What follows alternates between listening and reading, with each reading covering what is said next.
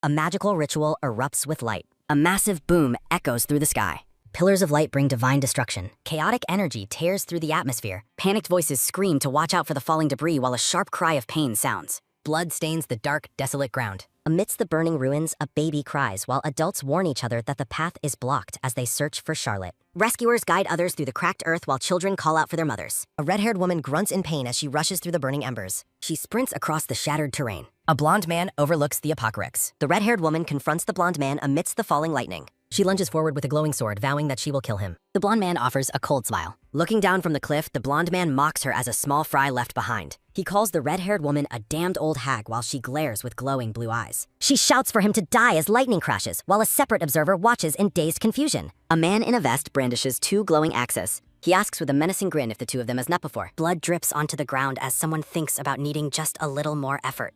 A voice mocks the red-haired woman's adorable expression while she struggles against the bastard. The blonde man looms over her, promising to make her expression even more adorable since he likes it so much. He tells her he will continue until she begins begging for help. Invisible voices find her tough for a human and remark that she seems fun to play with. Above a mountain of bones, a voice tells her she has lost her strength and should become food for the demons. Tortured thoughts scream for an end to the cycle, wondering why this keeps happening. A desperate question asks why everything must be destroyed. A voice coldly dismisses the need for a reason as a blade glows. The cold steel of a blade grazes her throat. A sinister smile greets the impending death. The red-haired woman thinks of the word fun as the world shatters like glass. Shards of reality fall away, illustrating how the world always falls into ruin. A cold wind blows through the night. A baby in a basket wonders if she is suddenly outside. A man's heavy footsteps approach as he questions what was left behind. The baby is shocked to recognize the voice of Bihan Wolf. Memories of their past battlefield confrontation limber. She reflects on the hundreds of times they have faced each other. A sword cuts through the red hair of the past. The baby curses the man as he reaches down, expecting him to kill her immediately. Bihan Wolf lifts the baby by her clothes, wondering who abandoned the thing Matt. Insulted at being called a thing, the baby vows she will not let this slide. A baby cries as Bihan stares intently into her eyes. He finds the situation fascinating as he holds the small child. The silver-haired baby is among flowers. She inwardly rejects his words, baffled by the current reality. Held aloft, the baby wonders why her head feels so heavy and strange. She notices her body feels completely wrong and unfamiliar. Shock takes over as she stares at her tiny, infantile hands. Bihan continues to inspect the baby. Bihan admires the baby's cuteness while she stares in frozen shock. A golden pocket watch marks a singular moment. Bliss stands before a chaotic void of clocks. Narrative text explains the irregular nature of her time regression. Bihan lifts Bliss into the air as she processes her new reality. Bliss is horrified to find herself at the entrance of the enemy's base. A sprawling, luminous mansion glows under the night sky. Bihan ignores her cries and carries her toward the building. Servants bow as Bihan marches through the ornate hallway. Bliss feels utterly humiliated to be carried like a common suitcase. Bihan approaches another man while Bliss plots her eventual revenge. Bihan is greeted with comments about his late return. A formal introduction presents the butler of the mansion. Bihan excitedly introduces the baby to the confused butler. Bihan offers the butler a closer look at his friend. The silver-haired baby and the butler engage in a silent stare-down. The butler mentions someone is bathing and suggests bringing the baby. A dark legacy unfolds concerning the throne and the Black Sea sword. Magical circles pulse with energy around a jewel-encrusted blade. Bliss worries about needing years to regain her former strength. A silent panic takes hold as she faces her vulnerability. Bliss struggles, terrified that another death will make her even younger. She fears that at this rate she might regress back into an egg. A tiny hand reaches out and grasps a large finger. The butler's eye widens as he notices the baby's movement. Bihan excitedly points out that the baby is holding a hand. The butler marvels at how small and soft the newborn feels. Bliss is surprised to find her actions being analyzed so closely. Bihan is consumed by jealousy and demands the baby hold his hand too. Bliss wonders if her adorable act is actually going to work. She lets out a sweet cry as cherry blossoms fill the air. Bliss decides that being obedient is her best chance for survival. Bihan is completely struck by the baby's overwhelming cuteness. Bihan brags to Nick that the baby clearly prefers him. A chilling, shadowy voice asks Bliss if this life is more painful. A menacing figure looms over her with a sharp, bloody blade. Bihan boasts about his natural popularity even among children. Bihan gleefully shouts about the baby calling him her brother. Quick, rhythmic footsteps echo through the empty corridor. Bihan waves enthusiastically and calls out to his master. Bihan bursts through the doorway to announce his big news.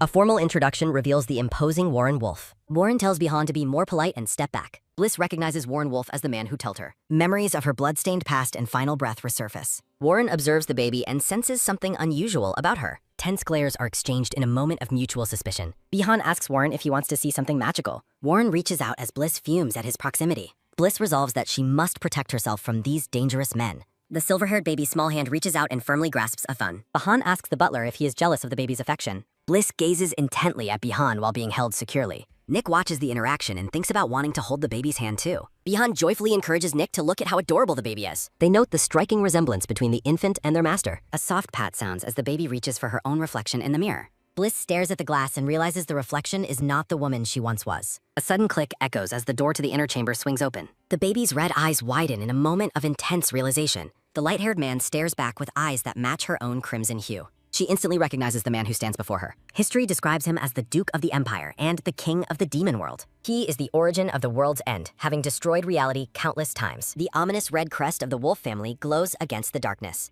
The man is formally identified as Adrian Lucas Brandt. He is the supreme ruler of the demon world and a titan of the empire. He remains the root of every misfortune and the architect of destruction. The family's coat of arms serves as a grim reminder of their bloody legacy. Lucas stands in the steam, his presence radiating a cold and lethal authority. Bliss is paralyzed with fear as she realizes Lucas is standing right in front of her. Lucas asks for an explanation regarding the sudden commotion in his quarters. Behan teases the master for acting like he does not recognize his own kin. Behan asks why the secret of the baby's parentage was kept from him. Bliss panics at Behan's reckless behavior while her heart beats with a quick thump. Lucas ignores the questions and walks away with a cold, indifferent gait. Behan continues to mock the master, suggesting he is simply being shy about the resemblance. Lucas sternly tells Behan to stop speaking such utter nonsense. He coldly orders his subordinates to take the child and throw her away. Behan protests the cruel command, noting the freezing temperatures outside. Behan warns that a newborn could never survive such extreme conditions. Nick can only utter a soft sound of surprise at the master's heartlessness. Lucas remains unmoved as he prepares to dry himself after his bath. Bliss is horrified by his callousness and brands him a total maniac. She is appalled that he can speak of her death so casually while dressing.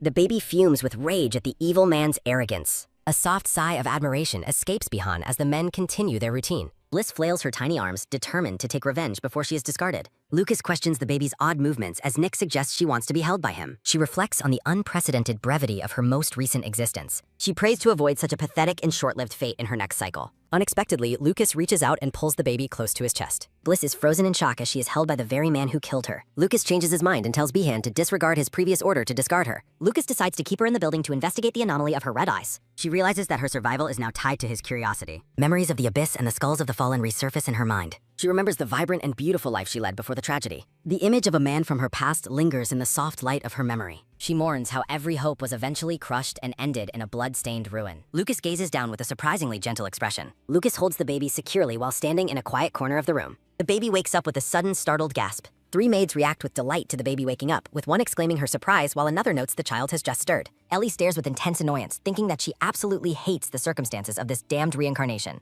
A diagram illustrates the different stages of physical growth she must endure. An authoritative voice calls out for everyone's attention in the hallway. One of the maids quickly offers a sincere apology. Marcia tells the other maids that she is going to lull the baby to sleep and asks them to leave the room for a while. Marcia offers a warm greeting to Eleanor and introduces herself by her name. Marcia says it is her pleasure to serve Ellie and expresses her hope that they will get along well in the future. Ellie remains silent and wary as Marcia gently pets Ahmed. Marcia notes that Ellie is the very first baby permitted to live within this particular building. Marcia explains that babies are usually sent to a dormitory, so she was shocked by Lucas's decision to let Ellie stay, making her feel both happy and worried.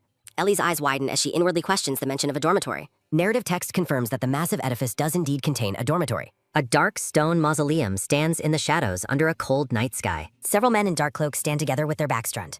Marcia vows to ensure that Ellie is raised to be a well-brought-up child. Marcia warns that if Ellie grows up to be beautiful and satisfies the master, she will never have to worry about being sent to that scary place. Ellie looks on with deep suspicion and mistrust. Marcia smiles kindly as she looks over the infant. Ellie reflects on her current life as a dark silhouette stands at the doorway watching the room. The silhouette of a man looms in the hallway behind the busy maid. The sprawling estate of the Wolf family glows brightly under the clear morning sun. A heavy, weary sigh sounds as the scene shifts. Lying in her crib, Ellie laments that she has been wasting far too much time in this infantile state. A vision of the past burns within a shattered golden frame. Ellie acknowledges that while awakening her full power is a massive challenge right now, she can at least manage some of it.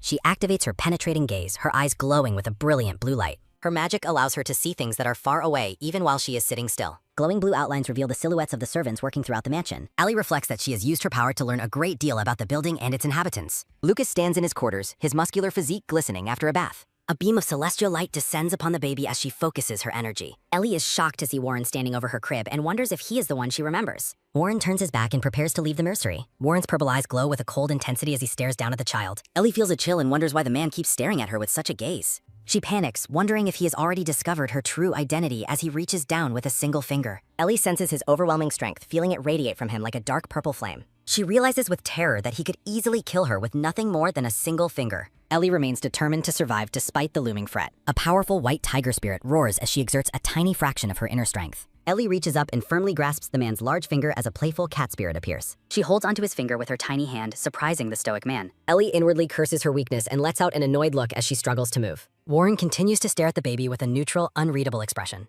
Ellie imagines herself smashing an apple with a powerful fist, hoping Warren is impressed by her strength. She pauses her actions to think, sensing that something is not quite right. Ellie sleeps peacefully in her crib as a soft patterned glow surrounds her. Warren gazes at his hand and reflects on the fulfillment of his expectations. The silver-haired baby smiles warmly while grasping the man's finger. Lucas rejects Bihan's suggestion to send the child away and orders that she remain in the building. Lucas demands to know where Warren has been as the butler's purple eye glows. Lucas stands with a cold, imposing posture while being addressed with formal respect. The master commands Warren to provide an immediate answer to his inquiry. Warren apologizes and explains that he had gone to check on the welfare of the infant, Eleanor. Warren notes the baby's resemblance to the Duke and observes Lucas's apparent satisfaction. A dark figure stands amidst a swirling aura as voices question the lack of evidence regarding a potential scheme. Warren bows low to his master in the brightly lit hallway. A grim image of a sword piercing a wolf's head on a throne underscores a threat to the Duke's safety. The narrative notes the mystery surrounding the baby's sudden appearance within the family's residence. A golden pen carefully scripts the name Eleanor onto a formal document. The image shifts to a dark blood-red tone as the inevitability of a conquest is stated. Red strings descend from large hands to control a small, glowing silhouette like a puppet. A soft thud sounds as a toy bear is tossed onto the floor. Ellie utters a small sound as she sits surrounded by stuffed animals, surprising the maid. Bihan wonders if the child is ready to join him for a Morse ride. Marcia explains that the baby is far too young, though Bihan persists in asking how soon she will be ready. The maid laughs gently while explaining that it will take a significant amount of time for the child to grow. A quick slap echoes as Ellie strikes a surface decorated with stars. Ellie makes a small noise as she realizes her urgent physical need to use the restroom. Marcia is stunned as she realizes the infant is clearly communicating her need for the toilet. Tears of joy fill the maid's eyes as she marvels at Ellie's incredible intelligence. Marcia secretly wishes the baby would grow slowly so she could continue her caretaking duties. The maid joyfully embraces a very grumpy-looking Ellie. Ellie reflects on the immense affection she receives while the moon rises over the estate. Ellie discards her toy in frustration, lamenting the awkward limitations of her infantile body. The baby fumed at the perceived rudeness of the men in the house. A horrifying memory of a red-haired man taunting a bloodied woman resurfaces. A sinister voice whispers for Bliss to open her eyes and witness the destruction. The vision depicts the beautiful collapse of the world amidst a sea of flames. The arrival of two new figures, Barbacha and Michaela, causes a stir.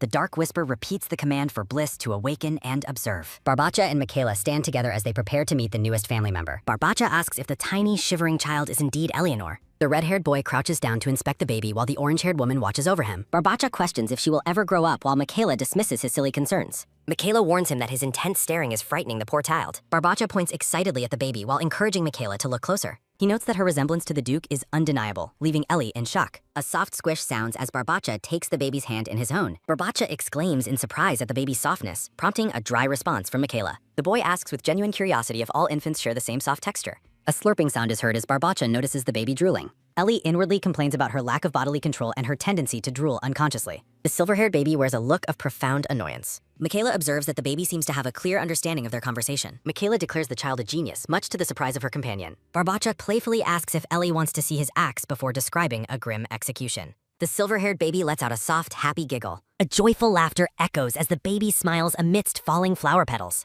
Michaela watches the infant with an intense, wide-eyed stare. Michaela suddenly proposes adopting the child, a suggestion that leaves the baby visibly shaken. Michaela, as Barbacha bluntly tells her to abandon her foolish plan of adoption. Michaela ignores him and pulls the child into a suffocatingly affectionate embrace. Barbacha reminds her the baby belongs to the Duke, though Michaela argues the master has no interest in her. A narrative thought notes that the Duke personally chose the child's name. Barbacha explains the master is only keeping the baby to investigate the mystery of her red eyes. Michaela suspects the infant could be a spy sent by someone named Correa. She darkly predicts the child will grow up to assassinate the Duke, causing Ellie to flinch. Michaela stands regally before a stained glass window, radiating a mysterious and imposing aura. A sudden panic seizes Ellie as she resolves to eliminate the man as soon as possible. Michaela scolds Barbacha for his incompetence and lack of experience in raising children. Barbacha claims he once raised similar creatures, while Ellie stares in horror at his carnivorous plants. Michaela questions if he truly equates an infant with a plant, but he remains unfazed. Michaela remains determined to raise the baby and plans to seek the Duke's formal permission. A sharp click sounds as the door opens and Michaela prepares to find the master. A long-haired man named Lustiel arrives and inquires about the commotion in the room.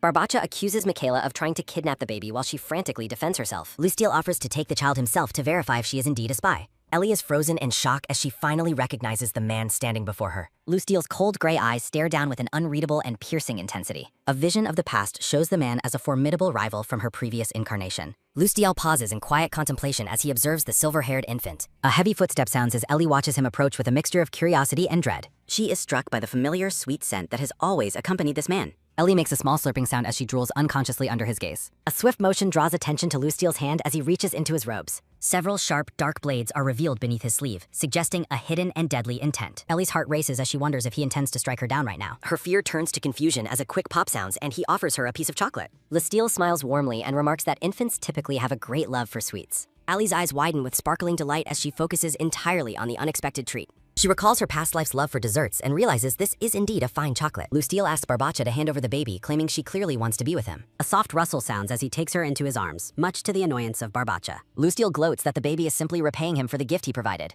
Michaela and Barbacha are left speechless by the sudden change in the baby's behavior. Barbacha desperately tries to explain that the child is still too young to understand her actions. Lustiel's expression hardens as he warns that discarding the gift is not an option. Ellie realizes with frustration that she is beginning to lose control of her infantile hands. She suddenly grabs a handful of the man's long hair and gives it a powerful tug. The baby lets out a frustrated cry, demanding even more chocolate from the man. A light click sounds as the door opens and a voice calls out for Ellie. Marcia enters the room and announces that it is finally time for a diaper change. Lustiel holds the baby securely while she stares back with a curious and quiet expression. Ellie makes a soft chewing sound as she thinks about how much she wants to eat more. Marcia rushes into the room, gasping at the sight of Castiel. She stands in the doorway, frantically shouting that he cannot do whatever he is planning.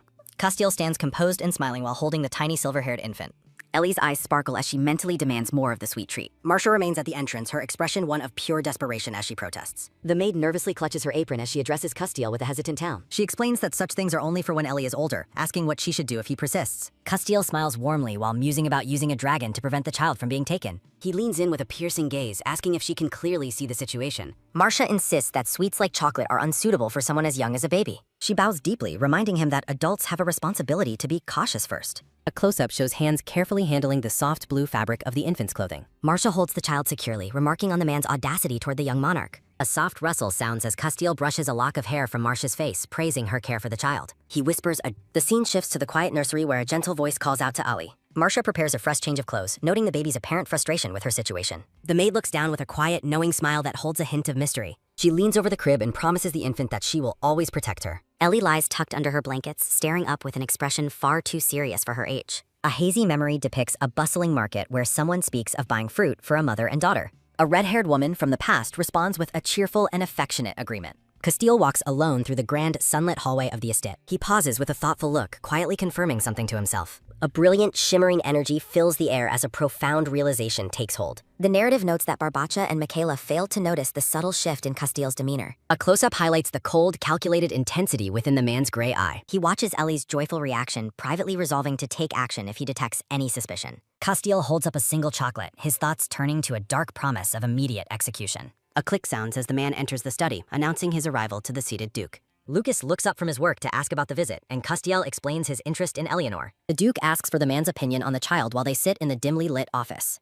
Castiel admits the baby is somewhat cute before quickly and awkwardly retracting his statement. Lucas observes that the child appears to possess a significant natural talent for magic. A vision suggests that if her power grows, she will become a formidable weapon for the monarchy. The narrative predicts her potential will serve as the foundation to reach the realm of the gods. Lucas reflects on the importance of having a name while looking toward the window. He admits that he still lacks an understanding of the true nature of such things. Red strings pull at a silhouette beneath the name Eleanor, symbolizing a name given for the purpose of control. A gloved hand reaches down to retrieve a discarded document from the ornate carpet. Ellie sits on the floor between two maids, her curiosity piqued by something she wishes to investigate. A bright vision shows a blonde man beckoning to bliss beneath a canopy of cherry blossoms. The red-haired woman's heart aches as she calls out to her love, acknowledging the change in her life. She resolves to protect the memories of her previous life as silhouettes of the past loom behind her. The maids in the nursery cry out in alarm, distressed by something happening with the baby. Ellie lies in her crib as a panicked call sounds for others to come and see her. The baby wails as Marcia rushes to her side, wondering if hunger is the cause of her distress. A soft potting sound follows as the maid scoops up the crying child and tries to soothe her fears. A dark silhouette of a couple accompanies a somber thought about boredom and the inevitability of more tears. Marcia gazes at the sobbing infant, finding her beauty undeniable even in a moment of sorrow. Marcia holds Ellie close and wonders aloud why the infant is so incredibly cute.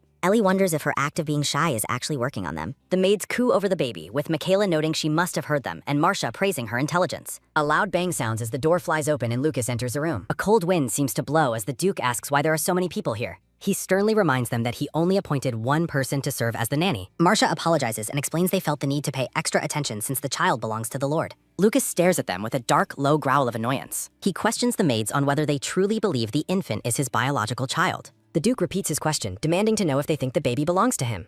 He commands them to answer him immediately while the maids tremble under his intense pressure. Michaela closes her eyes and silently admits to herself that the man was correct. Lucas looms over the bowing servants in the dimly lit room. Ellie lies in her bed, staring up with a silent and thoughtful expression. A gruesome memory of a blood-stained hand lying on the floor resurfaces. A sharp noise startles Ellie as she stares wide-eyed at a frightening realization. The infant lets out a loud, sudden wail of distress. Marcia desperately begs the crying child to stop as Lucas watches from behind. The Duke remains silent, his red eyes narrowed as he observes the commotion. He complains about the noise and asks for the reason behind the baby's cheers. Marcia admits with a nervous stutter that she does not know what is wrong. Lucas leans in and asks her how she could possibly not know the reason. He lifts the maid's chin with a gloved hand and bluntly labels her as useless. Ellie screams out for Marcia in a panic. She waves her tiny arms and lets out a sharp shout to get his attention. The baby reaches for the maid and mentally demands to be left alone. A dark thought suggests she could destroy the world as she makes soft baby noises. Ellie reflects on the events that occurred just a moment ago. Michaela watches with a sweat-beaded brow and asks what just happened. She notes that the child seems to be calling him her father, while Ellie is shocked by the suggestion. Lucas looks on with a cold and unreadable expression. Ellie huffs in frustration, insisting to herself that she said no such thing. A steady footstep sounds as Lucas approaches the maid and the child. A soft rustle follows as the Duke reaches out a gloved hand toward the baby. Ellie tenses up and prepares for the worst as he moves closer. Lucas asks if his touch is painful enough to kill her. Marcia watches with a confused expression as the Duke interacts with the infant. Michaela orders Marcia to speak while Lucas stands surrounded by an aura of cute red pandas. Marcia is left speechless and can only stare back in shock. The Duke remains quiet as he continues to observe the silver-haired child. A soft squeeze follows as Lucas takes Ellie's tiny hand into his own. Michaela screams for her master to stop, fearing he will break the baby's fragile bones. Lucas tells the maids to stay calm and insists that his method of holding her is perfectly fine. Ellie stares at the gloved hand with an expression of pure horror. Michaela interjects with a sparkle in her eye, claiming that Ellie is in desperate need of parental love. She warns that failing to create a stable bond will result in an insecure and unhappy child. Michaela envisions Marcia and Lucas as a happy couple and asks how it feels to share a hug. Ellie flails her arms and screams in protest, wondering if everyone in the room has lost their minds. Listiel smiles and mentions that he has also hugged the child and found her to be quite soft. Ellie stares ahead with a determined look, resolving to protect her own body at all costs. Lucas's gloved hand firmly grips the infant's small arm. He stands tall and proud as he presents the silver-haired baby. Lucas cradles the quiet infant securely against his chest. Ellie strikes at the man's chest and mentally orders him to leave before she loses her patience. Lucas turns away and questions what is happening with the child again. Michaela interprets Ellie's flailing as a happy expression while the baby mentally labels her as crazy. A narration notes that infants often wave their arms when they are in a positive mood. Michaela looks confused as she realizes something might be going wrong. A soft swish sounds as Lucas reaches out for the baby held by Marcia. A bloody memory of bliss surfaces alongside a dark warning to wait for her return. Shards of glass fly as she vows to act once her strength is restored. The baby falls into a deep and peaceful sleep. The maids note how exhausted she must be after falling asleep so similarly. Michaela suggests that it is time for them to finish their work for the day. A close-up shows Lucas wearing a rare and subtle smile. A lone figure stands before a massive pile of human remains. The narrative explains her goal to prevent the world's destruction after living through many lives. The scene shifts to the day of the central meeting at the Duke's estate. Lucas presides over a grand meeting table while holding the sleeping infant. A noblewoman at the table questions the identity of the little girl. Ellie lets out a soft sigh as the woman asks if she is truly the Duke's biological child. Lucas looks toward her and confirms that the baby is indeed his own. He explains that since he named her, it is only appropriate for them to call her his child. Barbacha looks on with a stunned and wide-eyed expression. A noblewoman at the table carefully reviews several official scrolls. Ellie panics and mentally demands to know what the Duke is talking about. Listiel asks if the restless baby is feeling unwell or experiencing some sort of distress. Ellie flails her arms and screams a mental rejection of his claims. Lucas claims her movements are simply a complicated way of expressing her love for him. A soft laugh sounds as Ellie is left completely speechless by his unbelievable excuse. A noble couple admires the little princess and her supposedly elegant smile. Lucas officially declares that the child should be addressed as Princess Eleanor from now on. Ellie is struck by a bolt of shock, wondering if the man has lost his mind. A red-haired noblewoman expresses her excitement to get along with the adorable child. Ellie glares at Warren and mentally declares her intense dislike for him. A quick movement follows as Warren's hand reaches toward the infant's face. A firm squeeze follows as Ellie catches the man's finger in her tiny hand. Low murmurs of surprise fill the room as the nobles witness the interaction. Warren smiles and asks if she will hold his hand too, claiming he isn't the only one she likes. Lucas glares with a cold red eye and demands to know what Warren is doing. Warren apologizes immediately, admitting he was acting without thinking. Ellie is frustrated by Lucas's hand on her head, suspecting he is intentionally messing with her. The infant complains that she can no longer see anything because of his interference. Lucas looks pleased while the baby lets out another tired sigh. A man sitting at the table watches the scene with a serious and pensive look.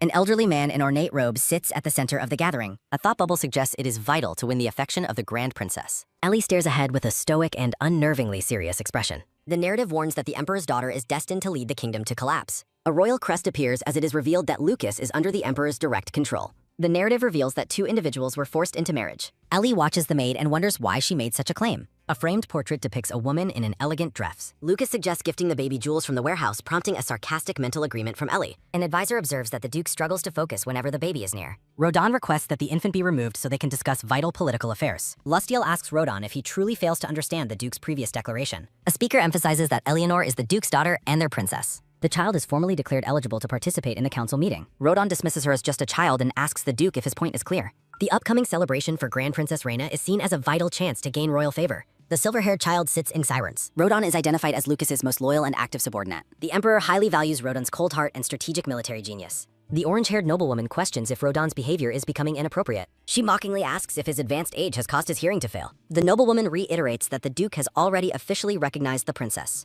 A tense silence follows as someone calls out to Sir Carton. Ellie realizes that Rodon is a formidable and difficult opponent. Despite appearances, Lucas is a ruthless warrior who would eliminate even his own men. Warren tries to restore order by telling everyone to remain calm. Lustiel questions whether Rodon is harboring any secret dissatisfaction. Rodon refuses to accept her status, citing his ignorance of her true origins. A soft puffed sounds as Lustiel scoffs at Rodon's claim of protecting the family's reputation. Lustiel dismissively apologizes to the old man for the interruption. He bluntly tells Rodon that his reasoning is absurd and must stop immediately. Official scrolls lay ready on the table. The elderly mastermind narrows his ass. Rodon admits he might have been mistaken about his own self-importance. The word wrong echoes through the room. A sharp question asks who is being knocked. A sudden gasp sounds in the quiet as Ellie stares. Lucas reaches toward the small child. Lustiel asks about the consequences of defying the Duke's explicit wishes. He suggests that Rodon understands the danger better than anyone else. A silver-haired girl stands between two young men. Two young women stand in the garden. Ellie privately labels the elderly man as trivial. Lustiel repeats his warning about the price of going against the Duke. A sinister smile crosses the advisor's face. Ellie fears that the Duke's temper will lead to her certain death. The narrative hints at the impending downfall of the Duke's mastermind. Ellie notes that Lucas is surrounded by numerous enemies. She worries that without a strategist, the Duke will become an easy target. Rodon keeps his hands tightly clasped. Rodon asks Lustiel if he has any knowledge regarding Rohan's territory. A sharp gasp sounds from the crowd. The nobles begin to whisper anxiously about the mention of that forbidden place. Ellie wonders if they are referring to the legendary Dragonlance. Rohan's territory is revealed to be the ancient birthplace of dragons, a place where deserts and rainforests coexist, an abandoned land. Lustiel asks Rodon if there is anyone in the Empire who is unaware of that fact. The long-haired man listens with a neutral expression. Lustiel questions if this information is relevant to their current discussion regarding allegiance to the Duke. Lustiel demands that the elderly man stop talking nonsense as their eyes meet in a tense gaze. Rodon tells Lustiel to listen carefully as he rests his clasped hands on the table. Rodon declares that the Duke must travel to Rohan's territory. Ellie is visibly shocked by the mention of the Forbidden Land. The narrative explains that building a bond with the Imperial family is crucial for the Brandt family's prosperity. Rodon plans to take action during Grand Princess Reina's birthday celebration. Lustiel asks if Rodon is certain, noting the princess's reputation for being extremely fastidious. He warns that a common luxury gift will not be enough to satisfy her high standards. A collection of exquisite jewels and fine accessories sits ready for presentation. Lustiel suggests searching the mainland for unique treasures to offer as a gift. Rodon agrees that finding the right gift is their primary concern. Rohan's territory is described as an unexploited wild land as a red flag flutters in the breeze. He notes that while the land is inaccessible to commoners, their army is among the best in the world. They hope that discovering something new in that territory will lead to a different outcome. Ellie looks around the room with a worried and pensive expression. A crest featuring an owl appears against a dark background. Duke Kramer is linked to the treasures hidden within Rohan's territory as a hand grips a snake. Ellie is impressed by the old man's intelligence. The advisor remains seated as the serious discussion continues. Lustiel privately thinks that the entire plan is a completely crazy idea. Lustiel mocks the idea of sending the army, suggesting that Sir Carton is growing too old. Lustiel looks away with a sharp and focused gaze. Lucas calls out to Eleanor as the baby suddenly lunges forward with surprising speed. A frantic mental plea for survival follows as Ellie scurries away with a quick scuttling sound. She mentally screams for everyone to think more carefully about the situation. A sudden, firm grip follows as Ellie latches onto Lustiel's sleeve with her tiny hands. She rubs her face against the cloth in a desperate and frantic motion. Lustiel is frozen in shock as he looks down at the clingy infant. Ellie's face is pale with terror as she continues to cling to the man's arm. She fears her annoying behavior will provoke a deadly reaction from the advisor. Ellie resigns herself to a sudden and unexpected death as she squeezes her eyes shut. Lustiel covers his mouth, appearing deeply moved by the baby's actions. He asks with a soft and surprised voice why she's fapping him. Lustiel is moved to tears by what he perceives as a heartwarming display of affection. Ellie stands frozen and completely bewildered by his emotional reaction. Lustiel expresses his profound surprise that she would run to him for a full-body hug. He wonders if he is viewed as a good man while the baby mentally reels in shock. Lucas coldly points out that Ellie is trying to stop Lustiel rather than embrace him. A thought bubble clarifies that the child was actually paralyzed by intense terror. The baby mentally shouts that the Duke is actually the most terrifying person in the room. Lustiel quickly apologizes to his master for his behavior as an ominous pressure fills the air. The noble couple praises the little princess for her apparent kindness and gentle heart. Ellie remains silent as she continues to grip the fabric of the man's shirt. The narrative emphasizes the absolute necessity of claiming the land to prevent future misfortunes. A vision of a blood-soaked, ruined city serves as a dark warning of the impending collapse. Rodon is visibly taken aback by the situation. The silver-haired infant looks on with intensity. The Duke sits at the table, his face a mask of cold authority. Clinging to a sleeve, the child realizes she has no other choice despite the awkwardness. Lucas questions if he is a great father, while Rodan shouts that he is missing the point. Lucas continues to ponder his parenting as his subordinate remains frustrated by the distraction. The elderly man officially mentions the forbidden land of Rohan's territory. Ellie celebrates internally, convinced that this is the breakthrough they needed. Warren observes that the way the infant pronounced the name was noticeably different. The blonde man questions if a baby could truly comprehend their complex political discussion. Lucille mockingly suggests that the elderly Rodan might be suffering from amnesia. Lucas orders Kuhn and Warren to switch seats while appearing visibly disappointed. A soft tap sounds as a quill is dipped into the inkwell. Everyone watches in silence as the child sits on the desk with writing materials. The story follows a quill scritching against the parchment as the baby begins to draw. Allie sighs internally at how exhausting it is to maintain her charade. Handing over the paper, she wonders if anyone in the room actually knows how to listen. The parchment is covered in crude but strangely meaningful symbols. The narrative explains the urgent need to secure the mineral-rich land of Rohan. They believe that acquiring this territory is the key to immense family wealth. An ancient map reveals the treacherous geography of the Dragonlands. Lucas stares at the child's drawing with a look of pure astonishment. The maid and Kuhn gasp in shock, wondering how the infant could accomplish such a feat. Ellie realizes she might have overplayed her hand by memorizing too much. The child continues to scrawl names across the paper with determined focus. She chides herself for letting her emotions slip once again. The Duke studies the profile of his mysterious daughter. Ellie is confused when she realizes she is being viewed as a literal genius. Lucas is deeply moved, privately considering the child's scribbles to be a true masterpiece. Marcia assumes the baby must have picked up the knowledge from the books she reads to her. The infant mentally insults them all for their ridiculous assumptions. Lucas calls out his daughter's name as he reaches for her work. The baby nods as she hands the pen back to her father. Warren finds the entire situation increasingly bizarre and difficult to explain. He struggles to understand how Eleanor could possibly know such specific details at her age. Ellie worries that making the adults suspicious will lead to a very awkward confrontation. A cute poke to her own cheek serves as a desperate distraction to look normal. The sudden shift in her behavior leaves the men in the room completely stunned. Warren and Kuhn are overwhelmed by the child's sudden display of innocence. Beneath her cheerful smile, the infant is actually sweating with nervous tension. A sharp snap sounds as Kuhn prepares a magical item for the kook. A sudden pop echoes through the room as a magic spell activates. The baby is left completely baffled by the sudden turn of events. Kuhn presents a small card, asking if his master would like to see the result. Lucas examines the magic, which is designed to capture and store moments on paper. The narrative contrasts this high-level magic with the way ordinary families take photographs. A flash of light illustrates the common practice of capturing family memories. Another pop sounds as a small magical portrait of the smiling baby is produced. Lucas holds the photo in awe, unable to believe the clarity of the captured moment. A quick snap sounds as the Duke pulls the photo away from the grasping, angry child. The Duke looks at the magical portrait resting on his desk. Lucas appears content as he gazes at the captured memory. Lucille suggests they return to the main point of their discussion. Ellie notes that a vision called Yeji Stream reminds her of superpowers. Lucille dismisses the accuracy of the predictions regardless of how realistic they sound. He rejects the baby's information as being entirely unconvincing. A text panel highlights that the leader of the Black Sea Army is formidable. Ellie attempts to distract everyone with a cheerful waving display. The men watch the baby's antics with various expressions of curiosity. The child wonders if her arm waving looks like she is signaling with a flag. Lucas remains silent as he rests his chin on his gloved hands. Lucille suggests they continue to observe the princess to see what she wants. Ellie finds it exhausting and slow to manipulate a heavy quill as a child. Lucille proposes bringing Marcia into the room to help interpret the baby. They hope the nanny might understand what the princess is trying to communicate. A warm vision of Marcia cradling the infant amidst flowers appears. Lucas grants permission for the nanny to be sent into the headquarters. Marcia enters looking nervous and immediately pleads that she knows nothing. The Duke notes that an ordinary nanny would be incapable of such things. Ellie is startled and confused by the Duke's sharp reaction to the nanny. Lucas lifts the maid's chin as an ominous tension fills the room. A quick, sharp click sounds as the door begins to open. Lucille announces that he has brought the person they were discussing. Ellie recognizes the boy entering the room with a look of pure shock. The dark-haired boy offers a polite greeting to the gathered nobles. He formally introduces himself to everyone as Theorka. The narrative presents the trio of youths destined to shape the future. The boy clearly states his name is Theorka once again. He stands poised and formal before the high-ranking men. Marcia identifies him as the child she mentioned to the lords. She explains that ever since she took charge, the other children only follow him. Ellie reels in shock as she wonders how this is possible. The scene shifts to the broad backs of elite uniformed knights. A vision reveals a man who spent his life protecting the Demon King. Ellie realizes with horror that the young boy is actually that legendary figure. She is stunned to have encountered him so early in the timeline. Lucille dismisses the nanny while the boy remains standing before them. Marcia bows respectfully as she acknowledges the order to leave. Lucille asks the boy if he has heard news regarding the Lord's child. The Yorka confirms that he has indeed heard the information. The silver-haired infant sits quietly as the focus shifts to her. The boy turns his gaze toward the unusual princess sitting on the table. Lucille asks the boy if he is capable of handling the task. Theorka bows deeply and promises to try his absolute best. He privately worries that understanding a toddler's thoughts might be difficult. Lucille laughs while insisting the princess is a genius who can already write. A stylized image depicts the baby as a master scholar with a monocle. The boy is left stunned and speechless by the advisor's claim. Lucille rejects any doubt regarding the child being a great genius. Ellie looks on with a pale face, terrified by the growing expectations. A thought bubble questions her noble tale. The orca looks stunned by the baby's management. Lustiel asks the boy for a translation. The orca claims the baby is happy. Kun believes his ability is real while Lustiel panics. Lucas questions if Lustiel is doubting his daughter.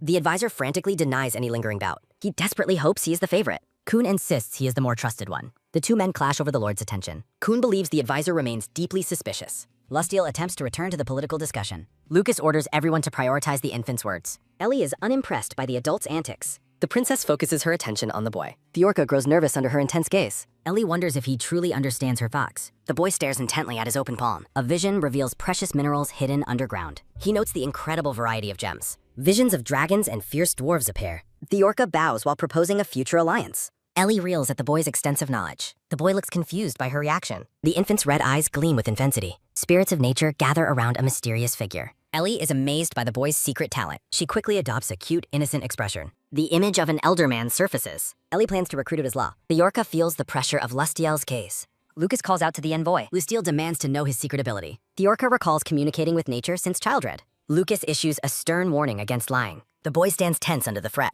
Ellie fears the consequences of growing gout. The Duke speaks the boy's name again. He demands to know the underlying motive. Lucas accuses him of manipulating his daughter. A dark revelation claims the dwarves died. The orca remains silent as the tension peaks. The narrative confirms the race's total extinction. The boy faces his accuser with dread. Lucas dismisses the boy's claims as nonsense. He notes the race vanished centuries ago.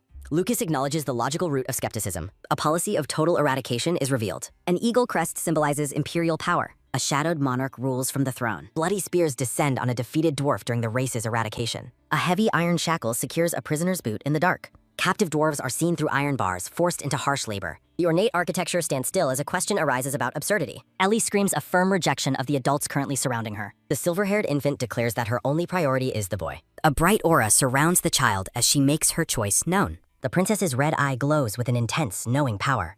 Theo stands respectfully before the infant princess seated atop the desk. A dark memory reveals villagers mocking the boy for his dirty appearance. The young boy stands alone and neglected in a ruined, desolate alleyway. Harsh voices from the past claim that no one needs him. Theo tells himself that he is overthinking and must follow the master. The boy clenches his fist tightly as he suppresses his inner turmoil. He stands in silent resignation, bearing the weight of his low status. Sunlight filters through the window as he laments the Duke's deep mistrust. Theo proposes a test of his talent while defending the princess's genius. He reminds the Duke that as her father, he should have faith. A blurry vision shows a woman with red hair going about her day. Ellie reaches out toward the boy with a look of pure determination. A sudden, firm hug from the infant catches the boy completely off guard. Theo is stunned and confused by the princess's sudden display of affection. The silver-haired baby clings to the boy's chest in a silent embrace. A radiant and joyful expression transforms the infant's face as she smiles. Theo questions the infant's choice while she confirms it with cheerful energy. Ellie mentally invites the boy to take a walk in the garden. Castiel lifts the princess high as she cheers for a chance to fly. The infant's mood shifts to annoyance as she is pulled away abruptly. She mentally threatens the man for interrupting her attempt to persuade the boy. Theo watches the exchange with a bewildered and speechless look on his face. The boy wonders if he has completely misunderstood the princess's silent intentions. The long-haired advisor, Castiel, focuses his attention on the unfolding situation. An oppressive dark aura surrounds Lucas as he notes Castiel's fun behavior. The Duke's red eyes flare with jealousy over someone else touching his daughter. Castiel trembles in fear while holding the princess as the Duke's anger peaks. Shadowy energy radiates from Lucas as he stares down the terrified advisor. Castiel frantically claims he was only trying to protect her from the boy. The boy watches the adult's chaotic reaction with growing apprehension and worry. Castiel attempts to salvage his reputation by professing his loyalty and care. The black-haired subordinate confirms that the advisor is indeed telling the truth. A vision depicts the princess as a future role model for her family. Ellie hugs her father and proclaims that he is the absolute best. Theo translates the infant's words, confirming her high praise for the Duke. The princess mentally congratulates the boy for his excellent and timely lie. Lucas is visibly pleased and accepts the translation as proof of ability. The Duke turns a serious gaze back toward the young boy, the orca. He demands to know the second part of his daughter's recent message. Theo explains that Her Highness wishes to visit the beautiful garden gazebo. Ellie encourages the boy's performance, thrilled that her plan is working perfectly. The princess sits contentedly, surrounded by a bright and shimmering aura of success. The silver-haired infant smirks with mischievous satisfaction. She internally gloats about how easy the situation has become. A radiant, joyful smile lights up the princess's face. Lucas remains speechless, his face pale with sudden shock. The Duke begins to question the unbelievable claim he just heard. Lucas clarifies his confusion while Ellie panics over the misinterpreted request. The Duke issues a flat, absolute refusal to the proposal. Ellie frantically denies the misunderstanding with an outburst of frustration. Theo translates the princess's rejection while the Duke remains skeptical. The infant princess sighs in total exasperation. The boy informs the Duke that the princess has more to say. Ellie's thoughts reveal her exhaustion and her simple desire for a walk. She issues a devastating ultimatum, threatening to never call him Papa again. The princess turns away with a grumpy, dissatisfied pop. She internally insults her father for being so incredibly dense. A caption highlights the Duke's shock at her perceived comprehension. Lucas clutches his chest as emotional pain strikes him down. The Duke hangs his head in a dramatic display of defeat. Water sparkles as it flows from an ornate garden fountain. A heavy silence falls between the two children sitting together. Ellie reflects on her father's bizarre and over-the-top reaction. Theo praises her hard work while the princess looks on confused. Ellie expresses her sympathy for the boy's difficult and exhausting surroundings. The boy offers a humble apology for the adult's strange behavior. He acknowledges his deep sense of debt toward his master. A vision reveals Theo's tragic past as a neglected orphan saved by Grace. The princess asks with genuine concern if he is truly all right. She notes with worry that he still ended up in the dormitory. A dark thought warns of the danger of being considered useless. The looming threat of death or exile hangs over the conversation. Theo quietly acknowledges the harsh reality of his current life. He admits that the training and regulations are indeed very tough. Despite the hardships, the boy offers a small, content smile. He declares a firm refusal to ever return to his past. Theo is determined to repay the kindness he has been shown. A grim vision depicts the boy's battered and bruised former self. A single, crystal-clear tear falls in a moment of sorrow. The boy clenches his teeth in a show of quiet resolve. Ellie stares at him while softly speaking his game. Theo admits his surprise at the day's events as Ellie listens. He expresses disbelief that he was actually needed by someone. The boy feels a surge of hope to finally prove his worth. Theo offers his sincere thanks to the princess for the opportunity. Ellie remains silent as she processes his humble gratitude. A vision reveals Theo as a grand and noble future knight. Young trainees run through the castle grounds under the memlight. Crossed blades symbolize his legendary and unwavering loyalty to his king. A bloody battlefield depicts his ultimate sacrifice in the line of duty. Ellie realizes there is a much deeper history to the boy's life. Lucas reflects on the boy's maturity while Theo defends the princess's genius. The trio spies suspiciously from behind the garden bushes. Lucas maintains a stoic and watchful expression. A soft crunch sounds as a foot steps onto the green hun. Lucas tells Eleanor he arrived to ensure her safety, while Theo wonders if the Duke is secretly angry. Castile gleefully approaches the princess with some fantastic news. He announces that her request to send people to the land of Rohan will be granted. A sudden, joyous shout of disbelief rings out. The princess cheers with pure, unbridled excitement. Castile teases that there is even more to the announcement. Lucas turns a serious gaze toward the young boy. The Duke officially appoints Theorca as his daughter's new personal assistant. He explains that Theo must translate her words and ensure her constant safety. The new pair stands side by side while wearing matching green attire. Lucas warns that this position is far more than just a simple exclusion from his past. Theo accepts the heavy responsibility with a solemn affirmation of understanding. Two hands reach toward a destiny-altering pact. The boy realizes he must become a sharp weapon for his master. Theo acknowledges that the princess is now his true master. He bows deeply while vowing to protect her highness through any onship. Lucas calls out the boy's name once more. The Duke sternly clarifies that he has no intention of actually giving his daughter away to him. Theo quickly apologizes and claims he didn't mean it in that way. The boy feels a cold sweat as he wonders if the adults are joking about his vow. Ellie refocuses her attention as the awkward confrontation ends. Under the starry night sky, she feels like she has finally solved a major problem. Time passes as a greeting echoes through the Branskarin. Theo seeks confirmation of the truth while Ellie reassures him of her sincerity.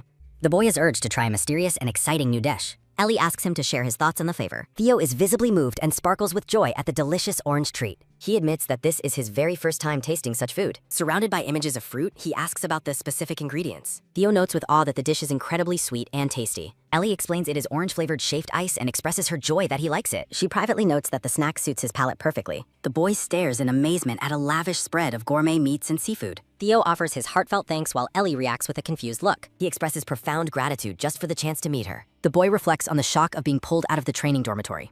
He is shown his luxurious new quarters situated right next to the princess's room. Theo reiterates his thanks as Ellie casually brushes it off as a minor gesture. The princess tells him to save his gratitude for what comes next. She recalls that he was previously a resident of the harsh dorms. A vision reveals the meager and unappetizing meals served at his former home. Ellie realizes this is truly his first encounter with high-quality cuisine. She dismisses his worries with a friendly and confident wave. The princess promises to provide him with food 100 times better than before. Theo's eyes widen at the sight of an extravagant mountain of chocolate desserts. Ellie promises to have Kun fetch him even more sweets to enjoy. Theo tries to stop her generosity while Kun approaches from the distance. Ellie looks up with a startled expression. The red-haired man Barbacha waves enthusiastically while calling out for Ellie. Barbacha asks the princess what she is doing playing there while Theo internally finds the man's presence incredibly annoying. The red-haired man notes that it has been a long time and teases the princess for still being so small. Theo watches the exchange with a nervous sweat while holding onto a bowl of food. The boy offers a polite greeting to Sir Barbacha. Barbacha realizes the boy is the princess's interpreter, which Theo confirms. Ellie glares up at the red-haired man, internally complaining that he is far too noisy. Barbacha playfully asks the infant princess if she can get out of his sight. Theo quickly recalls his duty and explains that Her Highness is curious about where the man is heading. The red-haired man smiles and asks the princess if she would like to join him. Barbacha explains that he is currently heading back toward the training dormitory. The man reveals that he is in charge of training the children today and teaching them how to fight. He adds with a cheerful grin that it is always fun to watch the young trainees battle. The princess stares back with a flat expression, thinking to herself that it sounds like no fun at all. Barbacha encourages her to come along, promising that she just needs to sit back and watch the students he trained. Ellie's eyes widen as she suddenly has a realization. The princess points her finger and commands Theo to explain her thoughts, which the boy immediately prepares to do. Ellie lets out an excited shout while waving her arm, declaring that she wants to see the training too. Barbacha looks confused by the infant's babbling and asks what she is trying to say. Theo translates for the man, confirming that Her Highness wishes to observe the training session. The red-haired man reacts with surprise at the sudden request. Barbacha decides to bring them along since training time is about to begin. A narration explains that the children trained at this facility are all outstanding and highly skilled. Ellie wears a mischievous smirk while thinking about how many useful subordinates she can find among the trainees. As they walk through the garden, Barbacha notes that the princess seems to be in a very good mood. Black crows fly over the gnarled branches of trees under a gloomy sky as a series of sharp, rhythmic caws echo through the air. The group arrives at a stone building that stands cold and imposing in the dim light. Theo carries the princess into the building as a soft, rhythmic tap of footsteps sounds against the floor. Ellie looks around with concern, wondering what is with this place as another heavy step echoes. Broken wooden sticks and crumpled pieces of paper lie scattered across the cracked and dirty floor. They walk down a dark hallway draped in thick spiderwebs as the steady sound of their footsteps continues to ring out. The silver-haired princess looks worried, internally noting that the condition of the dormitory is quite serious. A muffled whispering sound fills the room as they approach a group of concerned children. One of the children asks if Heroine is going to be all right. The trainees surround a bed in the dark room, frantically shouting for someone to wake up. A girl bites her nails in fear, wondering what will happen if the sick child is discovered by the instructors. The children freeze in terror as Sir Barbacha suddenly enters the room with Theo and the princess. Barbacha stares down at the bed and demands to know what is wrong with the young trainee. The girl nervously claims that nothing is wrong and that everything is fine. Barbacha looks at the unconscious trainee and coldly orders the others to get rid of her. The man asks what they are trying to hide while the children cry out his name in desperation. Ellie looks up at the cobwebs on the ceiling and finds the entire situation incredibly annoying. Barbacha tells the children to move aside so that he can handle the matter himself. The girl cries out for Sir Barbacha to listen to her. She pleads with the man to wait, insisting that Heroine does not have a problem. A narration reveals that the mushroom used in the lunch soup today was actually a poisonous variety. Barbacha leans in with a sharp, predatory smile and calls out to the girl. He issues a stern warning, reminding her that she will be kicked out if she is caught lying. The man explains that they provide 3 daily meals specifically to ensure that the children never go hungry. Barbacha questions their intelligence. He expresses shock over the contamination. Someone calls out to the boy. Ellie asks if such conditions have common. Theo confirms that these incidents occur frequently. He explains the harsh consequences for those who fail to recover. Theo reaffirms the grim reality. Narrative text questions the lack of empathy from the authorities. Ellie commands to be taken closer while Theo obeys. A quick swish sounds as Ellie reaches toward the fallen Ellie near. Ellie prepares to examine a sick girl. She inspects the girl's trembling hand. Ellie identifies the signs of severe poisoning. Theo asks about the princess's sudden concern. Ellie notes that the girl consumed something. Ellie deduces that the act was intentional. Theo reacts with total disbelief. A swift swish echoes as Ellie reaches for the girl's cocket. Ellie points out the hidden spins. Ellie explains the girl's dangerous gamble for cower. Ellie realizes the trainees were protecting their friend. Theo agrees with her sharp observation. The girl remains unresponsive and pale. A grim flashback of impoverished children appears. The memory reveals the struggle for survival. Ellie contemplates her next course of action. A sudden crash rings out as a mystical clock shatters. Ellie considers using her secret magical abilities. The instructor remains distracted by the other trainees. A soft shiver vibrates as the poisoned girl's hand continues to twitch. Ellie focuses her gaze on the suffering girl. The girl weakly begs for salvation. The discarded poison lies nearby. A dark, vengeful thought echoes in the air. An aura of intense bloodlust intensifies. Ellie senses the dark shift in atmosphere. Theo calls out to the distracted princess. Ellie makes direct contact with the girl. A low hum resonates as a strange light begins to manifest. Theo watches the unfolding scene with confusion. The children notice their friend beginning to stir. Her friends frantically check on her condition. A heavy thump sounds as the group expresses their immense relief and concern. Ellie lets out a sigh of relief. Theo initiates a confrontation with the instructor. Theo delivers a stern warning from the princess. Theo threatens to involve the princess's father. Barbacha tries to justify his harsh behavior. Ellie decides that intimidation is more effective. Theo offers a deceptive carrot alongside the stick. A beautiful dormitory shines under the sun. Theo warns Barbacha that the princess will lose all affection for him if he doesn't clean the dorms and feed the children properly. Barbacha boasts about his beautiful hair and eyes while Ellie tells him to stop stalling and get to the point. Barbacha threatens to teach them a lesson if the food quality does not improve in the future. Barbacha cries out in mock despair at how ruthlessly he is being treated. Thump! The scene shifts to Ellie's playtime later that night. A pink stuffed rabbit shakes slightly in the quiet room. Ellie wonders why Theo isn't asking her any questions as they sit together. She watches the boy with a sharp, suspicious eye. A memory of a glowing, healing hand flickers through the air. Theo looks away with a troubled and nervous expression. Ellie squeezes her brown teddy bear tightly. Thump! Theo asks what's wrong, but Ellie dismisses it as nothing. The two children stand together in the grand, dimly lit room. Ellie contemplates the boy's silence and wonders what he is thinking. Theo looks down and quietly calls for the princess. A set of grand doors suddenly slams open.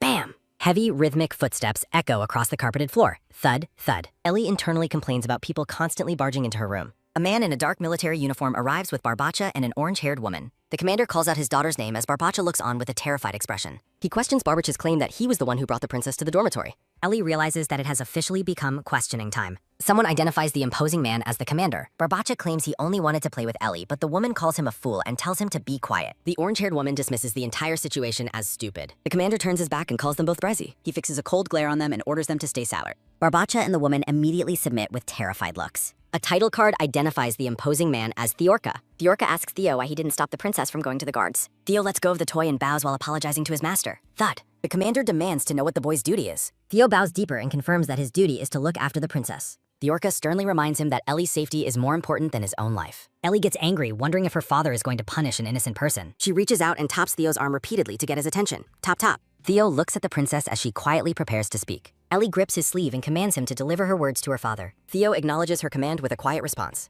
Theo translates that the princess is actually very pleased with the condition of the dormitory. He continues, explaining that she wishes to visit the facility more often. Ellie looks up with a determined and serious expression. Theorka warns that he does not like stubborn children and tells her that her efforts are useless. Ellie notes that this is exactly how the conversation was bound to go. She asks her father if he dislikes the dormitory himself. The commander claims that he actually loves the place very much. Ellie points out that he built the place, fueling her intense curiosity about it. She offers a sweet, innocent smile while clutching her bear. The adults react with total shock at her unexpected charm. Thump. The black-haired boy lets out a quiet, surprised breath. Theo's cheeks flush as he hears a name being called out. The princess demands to know what the boy is doing while he offers a quick apology. Theo translates for the princess, explaining her supposed love for the facility and her desire to stay there. Theorka pauses to consider the information while looking at the room's interior. The commander decides to yield to the princess's wish, noting there is no other way. Theorka instructs the orange-haired woman to begin preparing a room for Eleanor in the dormitory. Michaela eagerly accepts the task, promising to relocate Ellie's entire room to the new site. The silver-haired princess looks confused as the plan deviates from her expectations. Ellie freezes in contemplation as she tries to process the sudden turn of events. A bright collage displays an array of luxurious gourmet dishes. A hopeful title card shows Ellie standing over her exhausted staff with a warning of impending doom. Ellie celebrates the success of her plan with a triumphant gesture. Theorka suddenly issues a command for an additional room to be prepared.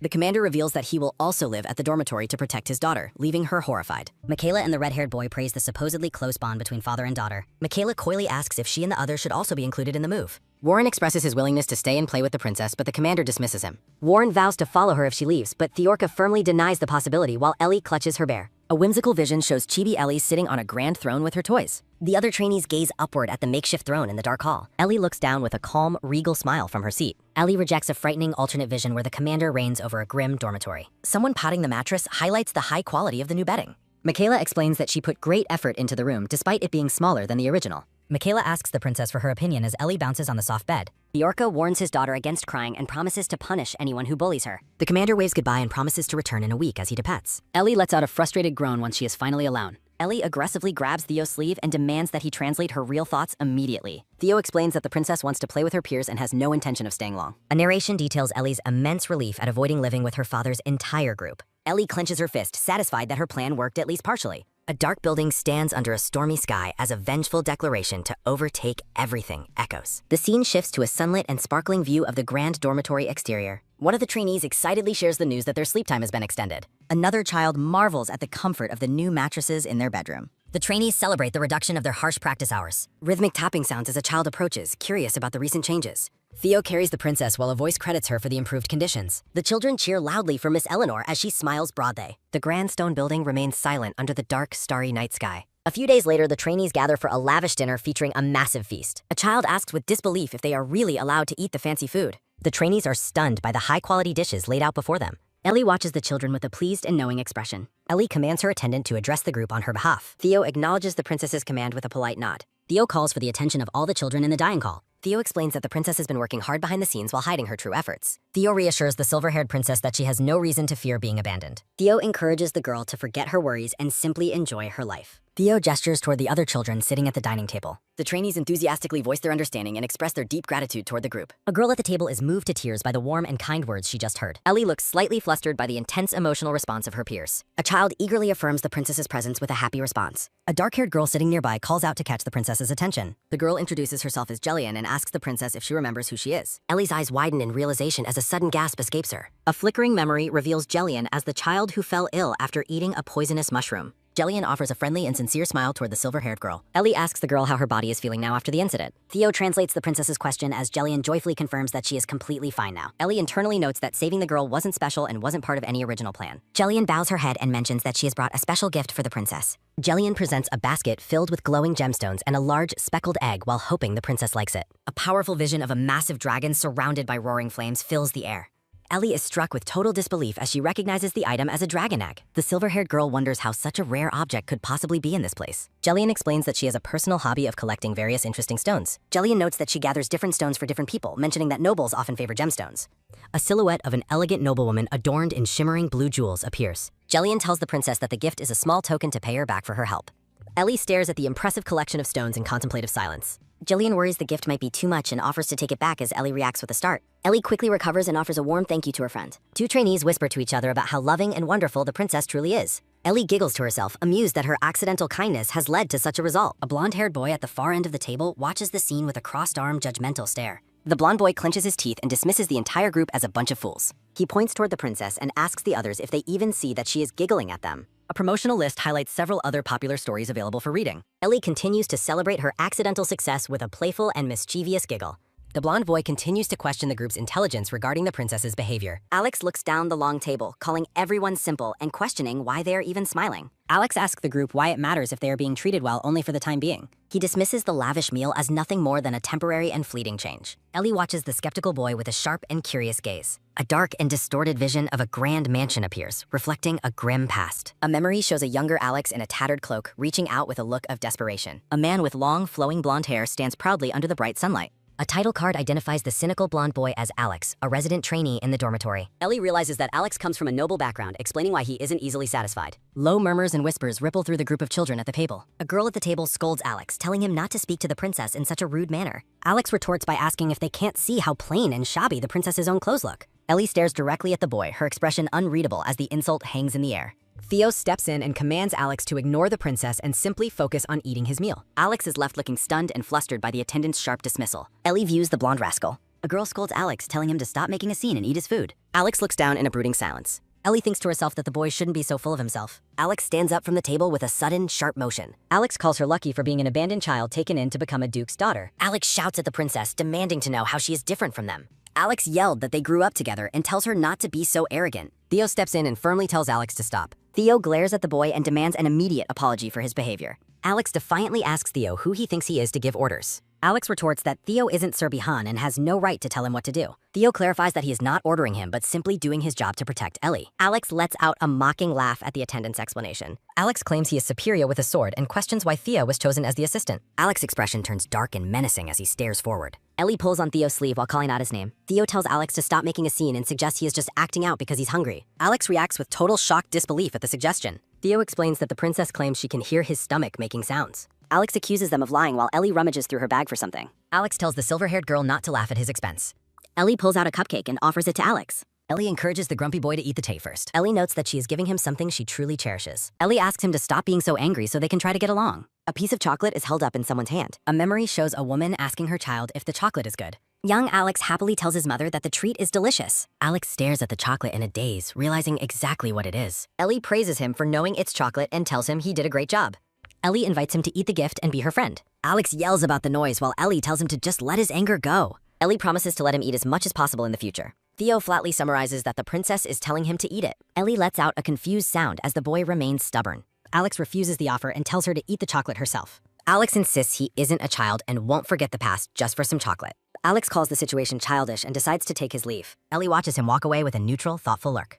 Alex glances back over his shoulder with a cold, blue-eyed stare. Ellie eats the chocolate herself despite the boy's rejection. The scene shifts to a quiet meeting in the commander's office. Rhythmic tapping sounds as a gloved hand drum against the cusk. Warren watches his commander with a nervous and sweaty expression. The Orca sits at his desk in deep, serious contemplation. The scene transitions to the office during that same time. The commander maintains a very serious and focused demeanor. Theorka calls out to Warren while holding a letter in his hand. The commander remarks that the letter from Eleanor is quite simple. Warren confirms there is nothing more to report. Theorka asks for more details and suggests calling the captain. Warren notes the dorm manager might have information while Theorka acknowledges. The commander calls out for Cuspiel. The captain yawns as she wakes up from a deep sleep. Warren stands behind the silver-haired commander in silence. Theorka questions the captain's choice of attire. The captain looks on with a confused and tired expression. A gloved hand holds a note with messy handwriting. The captain reacts with shock upon reading the letter. Theorka watches her with a serious and attentive look. The captain suggests the handwriting change might be due to a curse. A feather pen rests on a page of messy notes. A flashback reveals young Ellie meticulously documenting dormitory needs. Theorka praises Ellie's intelligence and explains why he approved her requests. Warren mentions calling the captain to assess the specific situation. The captain realizes the matter is quite serious. A vision of a graveyard recalls the children abandoned due to illness. Warren reports that Ellie's changes have significantly increased child productivity. The captain admits she found the massive improvements hard to believe. Shimmering gardens reflect the big impact of the improved environment. Ellie is depicted as a charismatic leader who gained the children's pest. Theorka proudly acknowledges the princess as his daughter. Moonlight shines through the office windows as night deepens. The captain suggests preparing a special welcome gift for Ellie. She enthusiastically proposes giving the girl golden chicken slippers. A close-up shows a soft yellow chicken slipper. The captain mocks the commander's poor fashion sense. The captain criticizes his black outfits while Theorka wonders about her pajamas. Young Ellie poses in her new frilly dress and slippers. A quiet bedroom remains silent under the soft blue light. Ellie is amazed as she recognizes the gift as a dragon egg. A vision shows a dragon reigning over a volcanic landscape. The massive speckled egg rests safely in a straw nest. Ellie hopes the precious item will help her secure the dormitory. A quick click sounds as Theo opens the door to the room. Theo stands at the door, looking toward the silver-haired girl. Theo informs the princess that the other children have fallen asleep. Ellie invites Theo to rest, but he flatly refuses. Ellie stares at her assistant with a dazed expression. Theo turns away in a cold, silent motion. Theo sits down with a heavy and brooding posture. Theo calls out to the princess in the quiet room. Theo tells Ellie she can ask the owner if Alex is satisfied. Ellie suspects that the boy is feeling jealous again. Ellie teases Theo about his apparent self-pity. Theo notices the high quality of the chocolates he is holding. Ellie offers the chocolates to her assistant to take care of them. Theo asks the princess if she still remembers something from the past. A memory shows a hand trembling while holding a box of chocolates. Kun demands more chocolate despite his caretaker's refusal. Theorka sternly commands Kun to stop bothering the caregiver. Kun presents a small piece of chocolate to Ellie. The boy insists that the princess accepts his gift. Kun vows to give her even better things later. Theo envisions a life defined by great future wealth. A young Theo stares forward with heavy, somber eyes. The young boy calls out to the princess. The glowing dragon egg rests safely within its nest. The mysterious egg continues to shine with soft light. Ellie reflects on the passage of time at home. Hands offer a gift box with a gold bell. Theorka leads Ellie through their grand and lavish home. Ellie asks Theo about the black carriage outside. Theo wonders about the identity of the latest visitor. Ellie admits that she doesn't know the guest. Thoughts ponder the futility of showing too much perseverance. Ellie notes that Theo is acting very cold. A promotional list highlights several other popular stories. Gold decorative carvings adorn the room's high pillars. A man arrives with his young daughter, Joanna. He suggests Joanna should become the princess's companion. Joanna hides shyly as her father makes the introductions. The young girl offers a polite and quiet greeting. Joanna formally introduces herself to the silver-haired duke. Theorka watches the pair in a long, brooding silence. The father grows nervous under the commander's stare. He tries to explain his daughter's simple clothes. Theorka focuses a cold gaze on the girl's outfit. The man insists the dress is quite high quality. The orca's fierce expression leaves the man looking terrified. A few days pass by at the palace. The staff reacts with absolute delight and excitement. A floral garland frames the celebratory, happy atmosphere. A grand sound accompanies Ellie's stunning new dress reveal. Theorka and Theo express their approval of her look. Ellie reflects on the strange behavior of these people. The blue gown sparkles brilliantly under the bright lights. Ellie tells herself to remain perfectly patient for now. Theo steals a quiet and thoughtful glance toward her. Ellie asks Theo if he has a question. Theo is surprised and flustered by the sudden euchre. Theo thinks about how cute the princess looks to that. A warm memory of a smiling man appears briefly. Theo calls out to address the princess directly. Theo apologizes for his distraction while Ellie denies it. A hand adjusts the gemstone on the large cow. Nick, the monocled attendant, enters the quiet room. Nick asks if he is interrupting their current conversation. Theorka asks the attendant to explain the latest matter. Theo informs Ellie that she must get ready for the Emperor's messenger. Theorka finds the meeting annoying while Theo confirms his attendance is required. A small hand is raised high in the air. Ellie eagerly declares that she wants to go to the meeting too. Ellie celebrates as the long-awaited item finally arrives in her hands. Thoughts turn toward preparing a suitable gift for the Queen's upcoming birthday.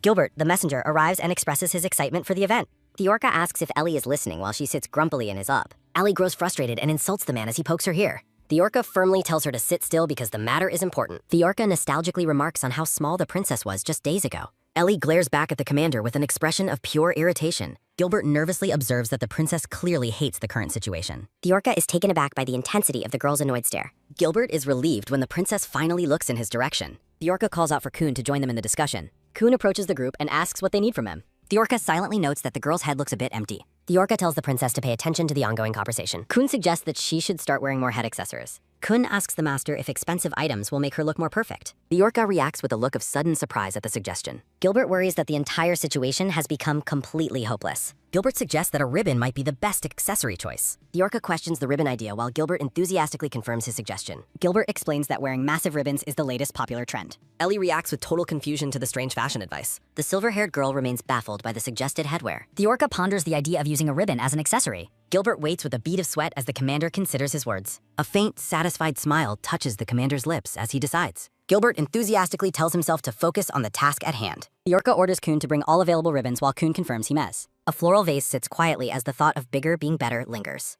The orca remains deep in serious contemplation regarding the princess's look. The orca concludes that a big ribbon is exactly what she should wear. The orca promises to choose an accessory for Eleanor that will satisfy her. Gilbert frantically asks if they are actually talking about the princess's attire. The orca admits he forgot the original topic, leaving Gilbert in total shock. A close-up shows the commander's mouth set in a determined line. Gilbert is immensely relieved that the commander has finally understood the point. The orca sternly declares that the princess is his top priority right now. Ellie lets out a strained and nervous laugh at the situation. Ellie lets out a loud scream as a massive bow is placed on her. Ellie frantically tells Theo not to open the door to the room. Ellie tosses the giant, annoying ribbon away with an irritated look. Ellie flops face down onto her bed in a state of complete exhaustion. Ellie realizes she must leave immediately or she will perish. The orca catches her while she wonders how she can possibly escape. Theo stands in the room with a calm and neutral expression. Ellie turns around when someone calls out to the princess. Theo reassures her that she has nothing to worry about. Theo offers to do absolutely anything she desires for her. Theo solemnly vows that he will protect the princess.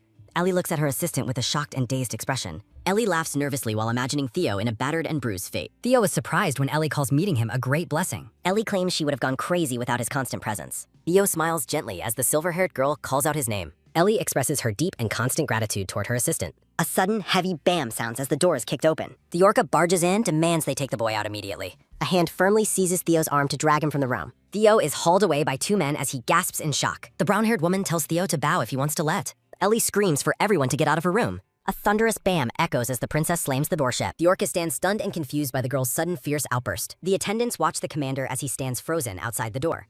The woman suggests the master's changes are due to a phase called puberty. The orca ponders the strange concept of puberty with a look of concern. The orca wonders if this puberty is some kind of dangerous disease. The grand and lavish palace stands tall under the quiet night sky. The orca insists on checking on Ellie despite the woman's lighthearted amusement. Ellie sleeps soundly while the soft blue moonlight fills her bedroom. The orca and the woman note Ellie's increasing resemblance to him as she grows. The princess begins to toss and turn during a troubled matewear. The woman asks if the girl is hurt as they watch her. A hand is caught firmly before it can touch the sleeping girl. The orca sternly asks the woman if she washed her hands before touching her. A soft, rhythmic panting sound escapes the girl's lips as she sleeps. The orca grows visibly worried and calls out her name in concern. Ellie makes a faint and distressed sound in her restless sleep.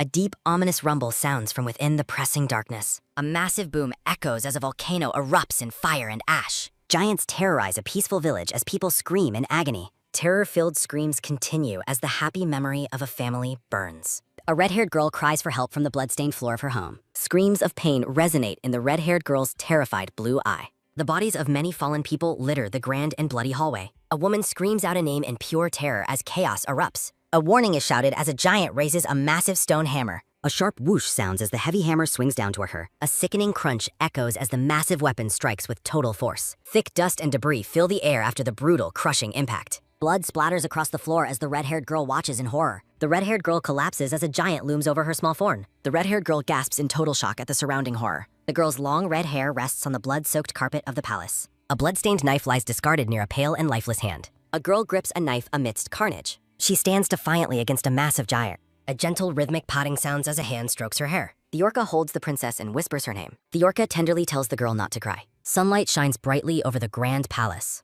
Ellie sleeps peacefully in her grand bed. A red eye snaps open with a sudden start. The orca looks down with a pained grimace. Ellie's small hands clutch a jagged stone tightly. Ellie recalls a man named Lucas during the nightmare. Someone shouts in total shock about the princess crying. A voice announces that her brother has arrived. A handsome blonde man enters with a cheerful smile. The brother assumes she missed him terribly, while Ellie realizes there is a serious misunderstanding. Someone calls out to the princess by her name. The orca asks how her body is feeling today. Ellie wonders what happened to the commander's face. The orca gestures toward the newcomers while Bihan watches. The sound of nervous, shuffling footsteps echoes. 5 doctors bow deeply in a row. An exhausted Ellie lets out a heavy sigh. The orca explains he personally selected the very best doctors. Ellie finds summoning them all for no reason completely unnecessary. The word puberty is mentioned with great seriousness. The orca concludes she is definitely going through puberty. The doctors react with a chorus of disbelief. A heavy silence settles over the entire bedroom. The orca decides on a final course of action. Ellie demands that everyone stop talking immediately. The The doctors hope for a reward despite the chaos. The blonde brother threatens to kill the hesitant doctors. The doctors frantically argue over who among them is the expert. Bihan refuses to forgive their lack of respect. Bihan scolds them for daring to disrespect her lord. Bihan questions if they think she is ignorant of puberty, while the brother expresses confusion and tells her to be quiet. Bihan suggests executing them all as the princess grows worried. A sharp blade glints menacingly before the doctors. Bihan requests the lord's final command for the group. The Orca looks completely and utterly baffled. The Orca lowers his head in quiet contemplation. Ellie sits helplessly under a massive looming shadow. The Orca asks if she has been hurt. Ellie denies being hurt and questions his current intentions. The Orca's red eyes burn with a fierce intensity. A gloved hand reaches toward the princess's face. The Orca pulls Ellie into a sudden firm hug. The Orca grits his teeth in visible emotional distress. Ellie gasps in total and complete shock. A sudden sharp flash rings through her vision. Ellie's magic strikes with a sharp top. The Orca reels from the sudden impact. A dazed Ellie murmurs in shock. The Orca is left frozen and speechless. The attendants watch in tense silence. Everyone screams as the commander collapses. Ellie realizes she is completely doomed. The palace rests under night's shadow. The brown-haired woman grows visibly anxious. A heavy, silent tension fills the room. The commander hides his face in despair. The black-haired man suspects the girl is a spy while the commander remains hopeful. He speaks his daughter's name Soloway. A dark shadow looms a pearl. The black-haired man agrees with the captain's suspicions. The commander remains lost in troubled thought. A sweet portrait shows a smiling baby. A sharp throb strikes the commander's hab. Ellie frantically claims she can't hear anything. Ellie watches from her hiding spot. She hopes for survival since she's alive. Ellie worries the others are only seeking to use her for their own fun. Ellie stares ahead with grim determination. The door lets out a long creak. Her legs tremble as she calls out. The Orca stares back with a cold gaze. She realizes she has no other choice. A funny photo captures her feisty spirit. The commander gives a satisfied smile. The Orca holds the photo and asks the trembling girl to repeat her words. Ellie tearfully apologizes and explains she only acted out because of a scary nightmare. Ellie tells her father he will be late for his scheduled meeting. The commander glows with fatherly pride. Ellie lets out a weary, tired sigh. She inwardly wishes to eliminate them all. Ellie identifies exactly where the golden snake is located. The group praises Ellie as a true genius for her discovery. Bihan boasts that the princess's prophecy ability is truly amazing. The Orca pets her head while Ellie wonders what will happen next. The elder suggests it is a good idea to gift the golden snake. A warning is issued regarding the danger of the ruling hour. The commander suggests execution while the brown-haired woman agrees and Ellie desperately stops them. Ellie insists they cannot kill anyone and claims she has a plan for everything. The room erupts in impressed cheers as expected. Ellie focuses intently on drawing a map. The blonde man mentions the consort's interest while Ellie worries she is stealing land. Her pen meets the paper with a quick tap. The elder agrees to the girl's proposal. The map is presented with a sudden, heavy thud. The elder is impressed by her skills while the Orca beams with fatherly pride. Ellie is pleased by her father's affection and wishes to maintain their current relationship. The doctors speculate that the princess must pass through the fireplace for their theory to be correct. Ellie screams in absolute rejection during the grand meeting. A cheerful Ellie waves while holding a stone, though her expression turns puzzled. Ellie is completely baffled by why everyone insists on calling her a genius. The Orca tells her not to worry with a subtle, confident smile. The Orca declares that Ellie will accompany him, while the princess is left screaming in confusion. The brown-haired woman expresses her desire to join the group. The other attendants and Bihan frantically shout that they all want to go along as well. Ellie desperately raises her hand and shouts for everyone to wait. Ellie announces she will only travel with Bihan, privately deciding it is better to go with one fool than the whole chaotic group. A sparkling Bihan politely rejects Ellie's perceived proposal, stating they cannot get married. Carden suggests a fair vote to resolve the issue, prompting Ellie to tell him to shut. The Orca agrees to the suggestion and decides to move forward with the vote. The council members prepare to cast their votes at the long meeting table. Ellie breaks down in tears and continues to protest the situation. A hand records the tally as a sudden, sharp top sounds, showing Castiel has 7 votes. Ellie cheers with pure joy as she sees that Bihan has received 8 votes. Bihan lifts Ellie high in celebration and declares they are destined, while the Orca watches silently. The Orca is left completely stunned as the tally reveals that the name Lucas received 0 votes. Bihan tells Ellie the carriage is ready as the black-haired man asks if the commander is truly staying behind. The Orca looks on with a look of wide-eyed surprise. A sudden realization strikes as his red eye widens in shock. A rhythmic shuffling sounds as Ellie focuses on packing her belongings into a suitcase. Her hand meets the lid with a sudden heavy thud as she finishes packing. Ellie stands over her suitcase with a satisfied and triumphant grin. Ellie recalls her arrival at the mansion and her initial fear that her journey had ended. A peaceful memory flashes back to a time of gentle warmth and care. Ellie giggles happily to herself while the guard stands watch in the background. The black-haired guard watches the princess with a soft, affectionate smile. Ellie pauses as the sound of distant, muffled voices catches her attention. Ellie asks what is happening as she sees 2 figures arguing outside the window. The guard informs the princess that the carriage has already departed. Ellie is caught in a moment of total and utter shock. Ellie watches as the carriage drives away, realizing with horror that she was left behind. A frantic warning is shouted for Theo to run immediately. The quick, rhythmic sound of footsteps echoes as someone calls out for Bihan. The sound of hurried running intensifies through the hallway. A voice shouts for Bihan to stop as someone races down the stairs. The Orca watches as the carriage disappears into the distance while someone screams for Bihan. Ellie's voice rings out in frustration, demanding to know why no one stopped him. A hand grips a bag with a sudden tense squeeze. A bag falls with a soft thud as a furious shout echoes. The The orca confronts the princess and demands she choose between him and Bihan. Ellie is left speechless as the intensity of the confrontation rises. The orca repeats his demand with a pained and desperate expression. A hand trembles with suppressed emotion and mounting tension. A sickening grit of teeth sounds as the commander struggles with his feelings. His red eye burns with a fierce and pained intensity. A heavy silence falls as Ellie realizes how many times this scenario has repeated. A sinister shadow looms with glowing eyes. Ellie stands dwarfed by a massive and looming figure. Ellie gazes upward with wide and red eyes. Ellie demands that her father move aside immediately. Theo insists on traveling to Rohan despite the circumstances. The orca asks the boy if that is truly his wish. Ellie yells for her father to move away. A sharp shout escapes her open mouth. Theo calls out to his lord for attention. Ellie questions what the black-haired boy is doing. Theo stands firm while clutching his heavy suitcase. The commander stands silently while looking out the window. A subtle smile plays on his lips. Theo prepares to explain his true motivations. The boy struggles to find the right words. Theo stammers nervously under the heavy pressure. A sudden throb of anxiety strikes his heart. Theo claims this was the princess's plan all along. The boy's gaze wavers as he continues speaking. Theo reveals the trip is meant to find a gift. A sudden tight squeeze of his hand sounds. He explains Bihan suggested this way of showing gratitude. Theo claims Ellie is searching for a special treasure. The commander is pleased by his daughter's supposed sentiment. The commander praises his daughter's very thoughtful nature. A large bird lets out a sharp squawk.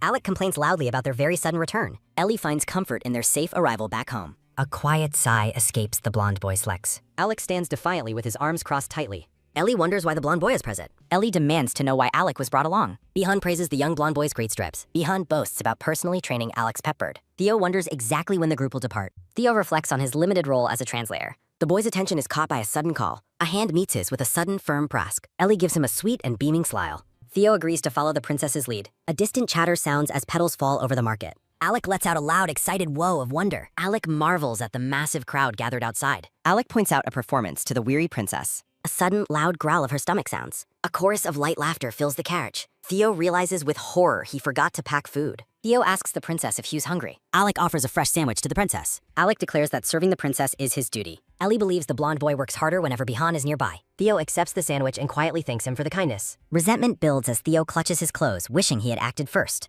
Ellie is startled by music as she eats inside the moving carriage. A rhythmic tap sounds as Ellie notices the noise follows them everywhere. Her red eyes widen in a look of total and utter shock. 3 musicians play their instruments loudly in the busy town square. A loud screech sounds as the musicians' terrible playing disturbs the entire crowd. A sinister and knowing smile spreads across the princess's face. Ellie prepares her bait as the carriage rolls through the marketplace. The musician's attention is caught by the golden bird statue atop the carriage. A window opens with a quick and sudden sliding sound. The lead musician is stunned as a shower of gold coins falls. Ellie smiles with grim satisfaction, deciding that this is the perfect time. Ellie waves and tells the group to take the reward for their help. The musician bows and calls it an honor that she enjoyed their performance. He grins greedily while asking why she gave him so much money. The man offers to perform at her home as a gesture of gratitude. Theo finds the offer acceptable but remains deeply suspicious of the musician's motives. A loud grumble sounds as Alec laughs and asks if Ellie is a pig. Theo wonders if he is simply being too sensitive about the current situation. Alec enthusiastically promises to keep feeding the princess for the entire journey. Ellie claims her stomach feels wrong while Alec laughs at her supposed hunger. A dark and unsettling grin stretches across the lead musician's face. The scene shifts to a quiet building as night falls over the town. A sudden sharp tap sounds as someone's hand grips the doorframe. Bihan asks about an explosion in the bathroom while Ellie admits she is unwell.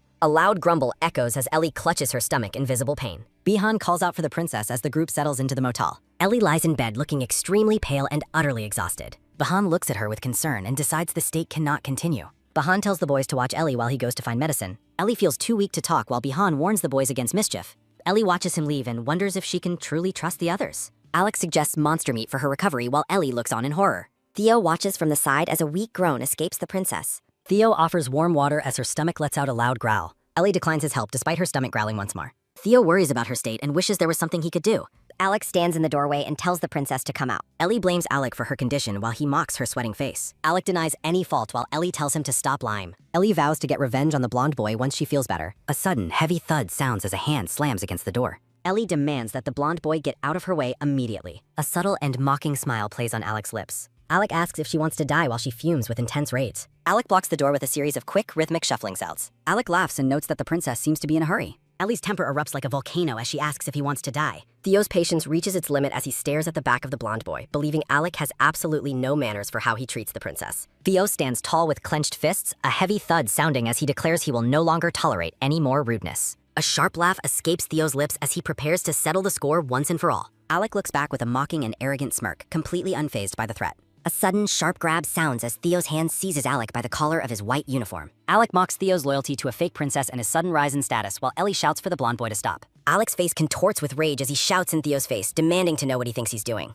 Alec sneers at Theo, calling him and his kind barbarians who have forgotten their lowly place. Theo's eyes widen in shock as the word barbarian triggers a painful and long-buried memory. A flashback reveals a young, ragged Theo being mercilessly beaten in the snow as a voice mocks him for not knowing his place. Men in fur cloaks tower over the small, shivering boy, accusing him of stealing food while he piteously begs for forgiveness. The men coldly decide they can no longer go easy on the thief and debate how to deal with his transgression. The men declare Theo's entire clan annihilated and decide to kill him, while the boy prays and promises never to eat again. Young Theo stares up with tear-filled eyes as the shadow of his executioner falls over him, coldly informing him his eating days are over. A large rock is raised high as a sudden, sharp whistling sound fills the air. Theo sees his certain death reflected in his own eye, knowing he is about to die as a sudden, heavy thud sounds. Back in the present, Alec mocks the trembling boy and asks if he finally understands his place now. Theo's gaze turns cold and murderous as he calls Alec a useless bastard. A sudden, sharp punch sounds as Theo's fist connects squarely with Alec's face, sending him reeling. Alec touches his bruised cheek in total and utter shock, unable to believe he was just struck. A sudden, sharp crash sounds as Theo asks Alec if he's ready to continue the fight. Another powerful blow lands with a sickening thud as Alec's head is snapped back by the force. Theo's rage boils over as he screams for the blonde boy to die. Ellie's voice rings out in frustration, demanding to know why they are fighting in front of the bathroom while the two boys brawl on the floor. A series of dull thuds sound as the two boys continue to pummel each other, ignoring Ellie's demand to let go. A sudden, quick whistle of wind sounds through the open window of the dark motel room. Ellie's attention is caught by a sudden sound, her eyes widening in surprise as she turns toward the window. A hooded figure leaps into the room with a sudden, sharp thud as Alec lets out a pained arc. Thick smoke fills the room as someone calls out for the princess in the sudden confusion. Alec coughs and sputters as the smoke envelops him, a sudden, soft hiss sounding. The room is completely engulfed in white smoke as someone demands to know what is happening. A quick, rhythmic shuffling of feet sounds as the scene shifts to the dark forest outside the inn. Ellie lets out a weak groan as she is carried through the dense trees. The hooded kidnapper sprints through the forest with the princess, wondering how his pursuers are still standing after inhaling his sleeping gas. A sudden, sharp gasp sounds as the man looks back and realizes he hasn't lost his tail. Alec and Theo race through the woods with a series of heavy thuds, Alec shouting for the kidnapper to stop. The kidnapper is bewildered, questioning how they can still run after being poisoned by his gas. A sudden, sharp whistle of wind sounds as the man picks up his speed. The kidnapper realizes his pursuers are far from ordinary as he pushes his body to the limit. The chase continues through the dark trees as the boys refuse to let the kidnapper escape. Theo gasps for air as his vision begins to waver, desperately wondering what to do. Theo realizes with horror that his surroundings are getting blurry as the poison finally takes effect. Regret washes over Theo as he blames his fight with Alec for putting the princess in such great danger.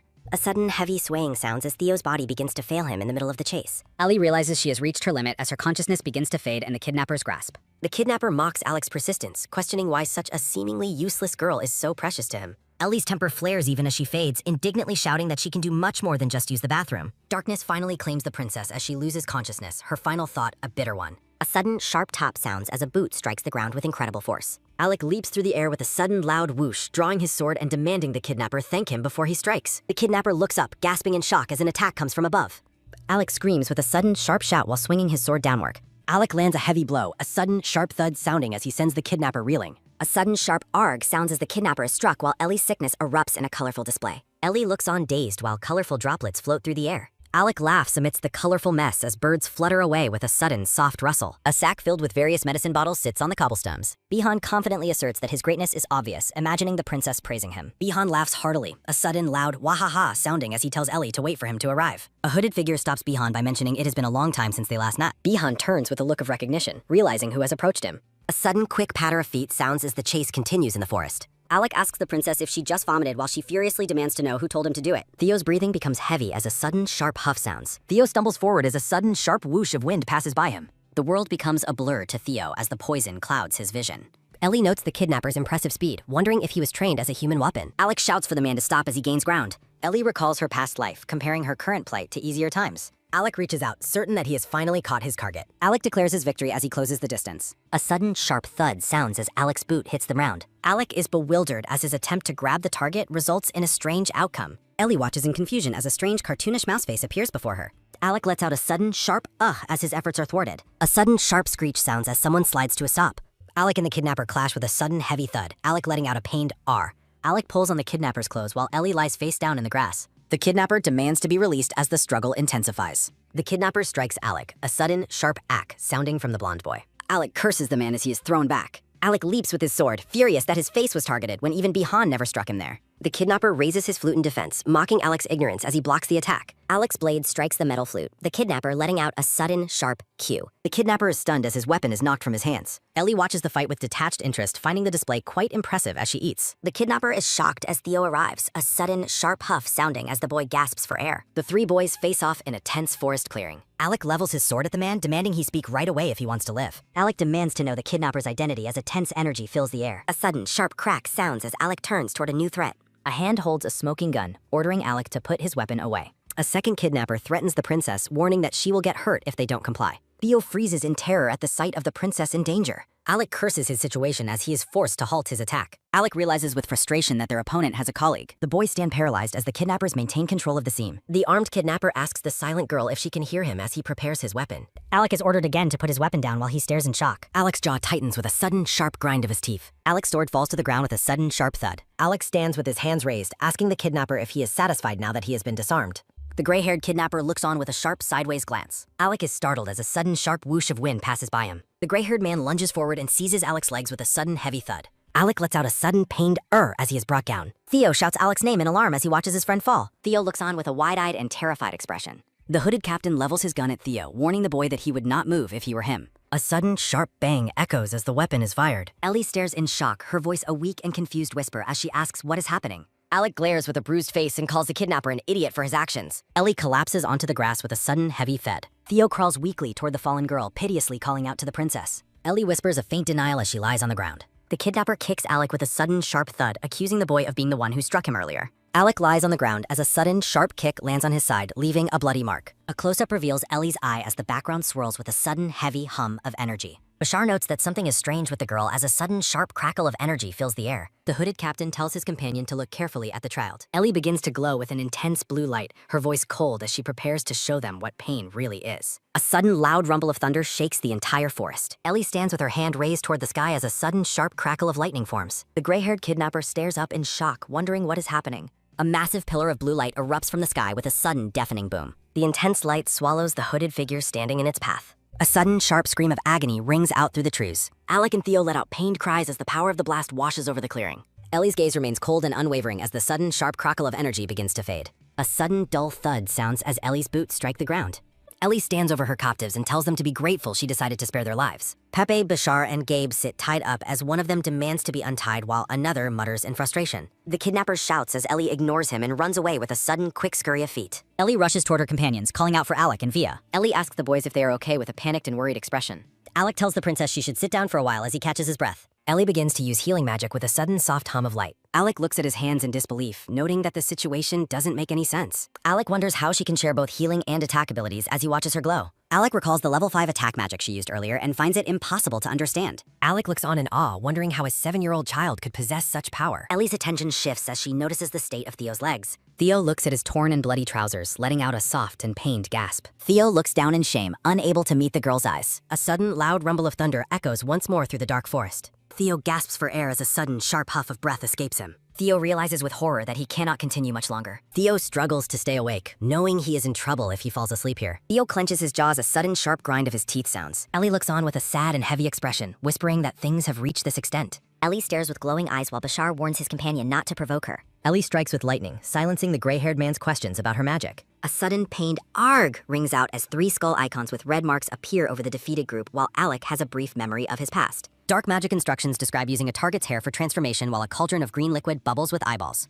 A mutated purple hand reaches out from the darkness as text describes a lump of flesh. The scene shifts to a bar at night where a query about business is raised. A smirk greets the question about current affairs while a sudden quick scuff of feet sounds in the tavern. Inside the witch tower, a hooded red-haired woman greets a friend at a table, asking if seeing a friend is enough reason to be happy. Bian looks skeptical, asking about her strange appearance while he sits with his arms crossed. Bahan mocks her clothing, but the red-haired woman insists her outfit is currently in fashion. She asks how the devil is doing, and Bihan assumes he is fine while he takes a drink. Bihan glares with intense blue eyes, asking if she thinks he's like that man named Correa. Bahan admits his ignorance while the two dine in the crowded tavern. The woman suggests that pretending to be human for too long weakens one's strength. She changes the subject to inquire about recent rumors while looking at the food on the table. Bihan pauses mid-drink as she mentions rumors of the devil having a child. Bihan stares silently while the woman wonders if the child is illegitimate. She expresses her interest, having heard the little girl is quite cute. A sudden sharp thud sounds as Bihan slams his drink onto the table. Bihan calls her Karina, surprising the hooded woman. Bihan's eyes sparkle as he begins gushing about Ellie's cuteness and their recent travels, showing off a stack of pictures. Back in the forest, Ellie announces her intent to apply the brand of promise. Ellie holds an egg-shaped stone, warning that breaking this promise results in death. Ellie charges her finger with sparks, repeating her cold warning that she told him what would happen. She stares down at her captives, telling them to appreciate her mercy for sparing them. Ellie wonders privately if she has reached the limit of her current power. A sudden sharp crackle of energy is reflected in a wide, terrified eye. The other kidnappers beg their captain to refuse the soul contract. The terrifying consequences of a broken promise are reaffirmed as she notes the soul will be destroyed. A massive blue magic circle glows as someone finally promises to comply. Ellie smiles thinly, approving of the group's wise decision to comply. Magical pillars of light trap the kidnappers as they are bound by the contract. A sudden sharp flash signals the appearance of a butterfly mark on a hand. The men grumble about their ridiculous new status as slaves while Ellie's strength wavers. A close-up of a blue eye reveals the activation of an insight ability. Ancient magic is used to observe objects marked with minimal energy as a red-haired figure holds a glowing butterfly. Ellie severs the magical ropes with a sudden, sharp snap, recalling her past life as the Wizard of God. Ellie dismisses the group and they flee despite Pepe's protests about being abandoned by his friends. Ellie calls out to her friends, admitting she is exhausted from the exertion. Ellie looks on in confusion as Alec shivers uncontrollably against a tree. Alec lets out a startled shout when the princess calls his name. Ellie looks down somberly, telling the boys not to get hurt again from now on. Alec tells her to value herself more than their well-being while thanking her. Alec remembers a childhood training session where he was told to stop whining and get up despite his injured leg. A younger Bihan mocks young Alec's whining during their sword practice in the rain. A sudden, soft drip of a tear sounds as the memory fades. Ellie starts to say something to Alec, then quickly stops herself. Alec bows respectfully to the small girl while Theo watches from behind in silence. A sudden, sharp flare of light erupts as Ellie realizes the stone egg she holds is reacting. Ellie wonders in shock if the egg's color changed. The mysterious stone egg wobbles and shakes. Ellie stares in confusion, asking the stone what exactly is not enough for it. Ellie demands to know what is lacking and what she must do to make the egg hatch. The stone egg suddenly goes completely still. Ellie looks up blankly as the stone egg demands that she give it something. A face appears on the egg as it puckers its lips and asks for a kiss. A sudden loud "Arr!" rings out as the forest reacts to the strange sight. Bihan looms over Ellie in bed, cheerfully greeting her with a morning wish. Ellie beats the blonde man with pillows, calling him disgusting and filthy while Bihan begs her to wait. Bihan asks if this is an expression of affection, noting that he is the first guy to be hit by her. Ellie looks disgusted, asking what he is talking about while demanding to know where her clothes are. Alec and Theo enter and call out to the princess and Sir Bihan, asking if they are wearing fashionable clothes. Alec holds a ladle and tells them to have breakfast while Ellie asks what is wrong with them. A flashback to the night before reveals a twin moon sky where someone declares today's events a secret. Alec looks worried as he notes that the princess almost got kidnapped during their journey. Ellie warns Alec that if Bihan finds out he won't leave the boy alone, then asks if he'll be okay. Alec sweats under Bihan's looming shadow, determinedly agreeing that he will be fine. Ellie looks down at the boys, promising that she will take care of Bihan for them. Ellie tells Alec that after this trip is over, he should come to the mansion as well. Back in the present, Alec thinks to himself that he is loyal while standing in his apron. Ellie looks on in disbelief, noting how much things have changed in just a single day. Bihan clutches his head and asks if Alec really made the food while Theo invites them to enjoy the soup. A bowl of glowing potato soup sparkles. Ellie looks at her food, thinking that she feels sorry for the boys for no reason. Bihan takes a bite and shouts that it tastes really bad, startling the small princess. Alec and Theo cry as Bihan tells them never to make it again while Ellie tries to be polite. Bihan tells Ellie to take medicine for digestion instead and suggests they go look around to help her feel better. Ellie looks dizzy as she reminds herself that she has to buy a present for his grace anyway. Sunset glows over the grand palace exterior. The silver-haired Duke sits at his desk writing while a dark-haired man and a woman in robes watch. The Duke stops writing, admitting to himself that he should have gone on the trip after all. The Duke looks at a drawing of a crying girl, thinking that they are probably crying by now. The robed woman asks if the drawing is of Ellie, and the silver-haired man confirms that it is. The dark-haired man comments that, as expected, the Duke possesses a great sense of beauty. The Duke looks on in confusion as a small object is placed on his desk. A small handmade wooden doll shines brightly. The silver-haired man's eyes sparkle with sudden, sharp interest as he looks at the carving. The dark-haired man says he made it because the Duke looked lonely, but the woman prefers the Duke's drawing. The Duke looks down at the wooden carving with a pleased and calm expression. A crude drawing of crying Ellie Erdanes. The Duke stares at his drawing and quietly states that he wants to be alone now. Two maids walk through the courtyard wondering when Lady Ellie will return since it has been 2 days. The Duke sits on a bench while the maids in the distance express how much they miss Ellie. A small chibi version of the Duke wonders to himself when the girl is finally coming back. A sudden sharp rustle sounds in grass. The silver-haired man's ear twitches suddenly. An assassin dressed as a maid lunges from the shadows with a sudden sharp swing of a dagger. Intense red eyes flare with sudden power. A sudden sharp flare of energy erupts as the shadow of the assassin strikes at the Duke. A sudden sharp realization strikes the assassin. The Duke sits calmly while a maid freezes mid-strike. Lucas's eyes glow red as he mocks being targeted by a novice. A sudden pained "arg" rings out as the woman is crushed. Lucas stands while the assassin insists he is growing weaker. A sudden sharp shriek echoes through the garden. Lucas reflects on his age with glowing red eyes. A sudden wet splatter stains the air. Alec excitedly shows Ellie his success while Bihan notes her childlike joy. Ellie contemplates a gift for Lucas while the boys play in a carriage. Bihan encourages the boys to play while Alec seeks reassurance from the princess. Ellie envisions the Duke's pleasure at a sparkling picture of her. Exhausted from mana use, Ellie considers leaving the market soon. Ellie wonders why her stone egg is suddenly glowing. The princess pauses in the middle of the busy square. A delicate floral bracelet sparkles inside its display box. Ellie stares at the beautiful jewelry with wide red eyes. A man presents a bracelet to a beautiful lady. Karina finds his romantic gesture cringeworthy despite his insistence that she likes it. The red-haired woman takes charge, startling her companion. The blonde man smiles with warmth and affection. A sudden, soft tear falls down the girl's cheek. Ellie stands near a beggar as a sudden, soft sniffle sounds. Alec asks about Bihan while Ellie learns her picture is being sent to the master. The boys ask what has captured the princess's attention. Ellie doubts the Duke would appreciate such a delicate gift. Chibi Ellie suggests that it is time for them to leave. A sudden, firm tug pulls at Ellie's dress. Ellie turns quickly as a voice pleads for help. A ragged, red-haired child begs for assistance. Ellie looks down at the shivering child with shock. A sudden, confused gasp escapes the girl's lips. The red-haired child gasps in clear distress. Ellie looks on as the child pleads for Fid. The beggar looks up with wide, pleading blue eyes. Ellie gazes at the child with a heavy heart. The child huddles near discarding apple core. A sudden, heavy thud sounds as the child collapses. Ellie leans in close to check on the fallen beggar. Ellie realizes her food is in the carriage and asks to buy more. A sudden soft rustle of paper reveals a palette. Chibi Ellie looks skeptical about their large purchase. A question arises about the excessive amount of brack. Ellie offers food to the child, telling them to eat slowly. Alec and Theo watch the interaction from a distance. Alec looks toward the princess with a quiet expression. Ellie remains focused on the suffering child. The Duke looks on as a servant bows before him. Alec and Theo joke about the family resemblance, much to Ellie's annoyance. Ellie loudly denies looking like the master as the sun sets. Theo wonders why the princess becomes so defensive whenever the topic of the master is raised. Alec begins to speak, privately questioning why the girl appears to be so angry. Ellie is visibly shaken when Alec mentions that the master saved a girl named Masha just as he saved her. Ellie asks if Alec is joking, but the boy's serious expression leaves her puzzled.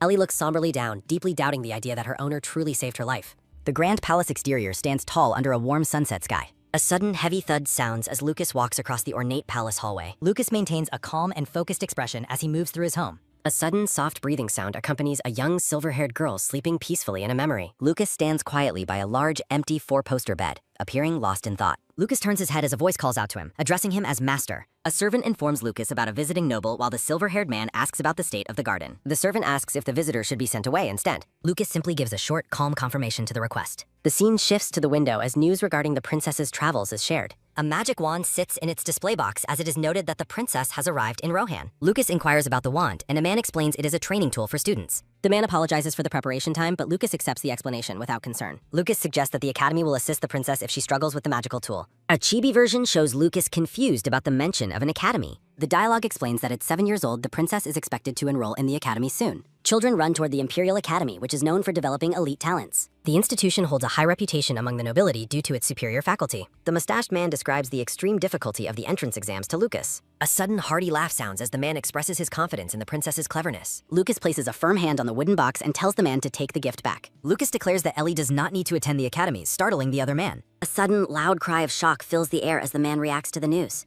Lucas stares forward with a cold and determined gaze. Back at the market, Theo confirms that Bihan told them these stories when they were younger.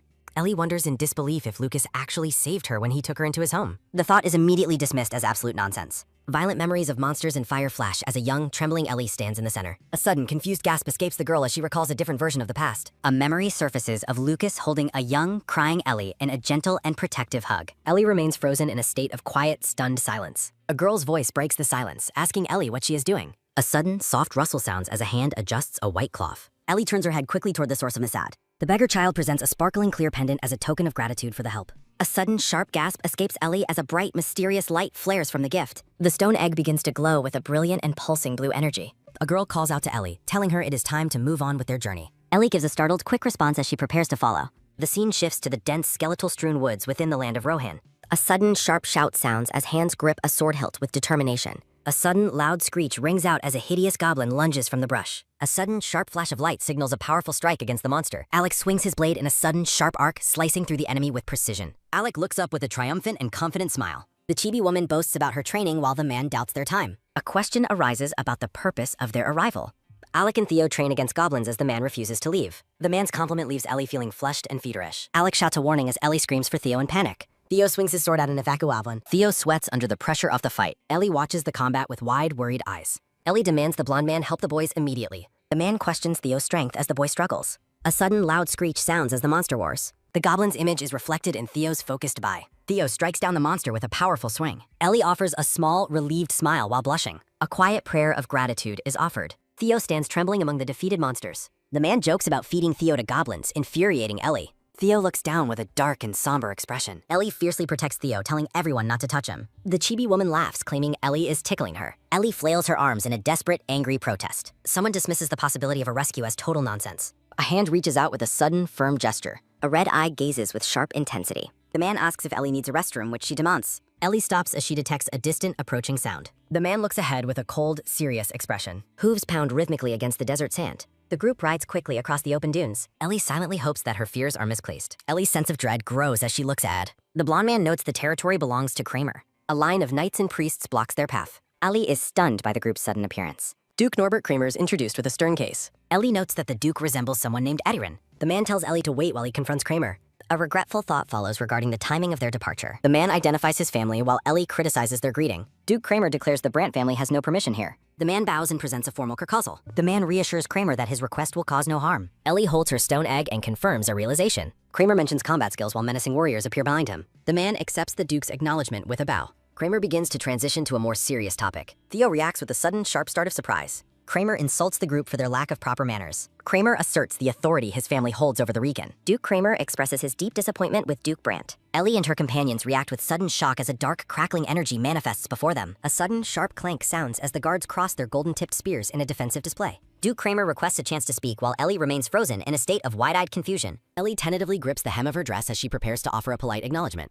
A formal greeting is offered to Duke Kramer. A sudden, soft chime sounds as Ellie performs a graceful curtsy, clutching her glowing pendant and egg. Duke Kramer looks on with a calm and measured expression. The long-haired blonde man laughs boisterously while praising Ellie for her exceptional beauty. Ellie bows her head, apologizing for their lack of etiquette and explaining their search for medicine for her father. Theo tries to dismiss the tension, but a terrifyingly angry Ellie immediately orders him to shut up. Chibi versions of the boys tremble in fear, giving a quick and submissive response to her wrath. Kramer acknowledges the gravity of the princess's presence, while she confirms the unfortunate nature of their visit. The Duke decides to let the group pass purely out of respect for the princess's presence. The blonde man looks on with a silent and contemplative gaze. A sudden heavy thud sounds as Kramer delivers a stern warning that there will not be a next time. Kramer warns that any further lack of respect will result in the group paying a very high price. Ellie looks down somberly, privately thinking that Duke Kramer is an easy person to manipulate. A map highlights Kramer's territory as the richest and most trusted in the entire empire. The narration confirms that the Brandt family holds no such influence within the imperial structure. An oppressive darkness underscores the harsh reality of their lack of status. The radiant golden owl crest of the Kramer family is displayed with pride. Duke Kramer expresses his sincere gratitude for the group's great consideration. A sudden, firm squeeze sounds as Ellie clasps her hands together with intense emotion. A sudden bright bloom sounds as Ellie beams with joy, promising never to forget this kindness.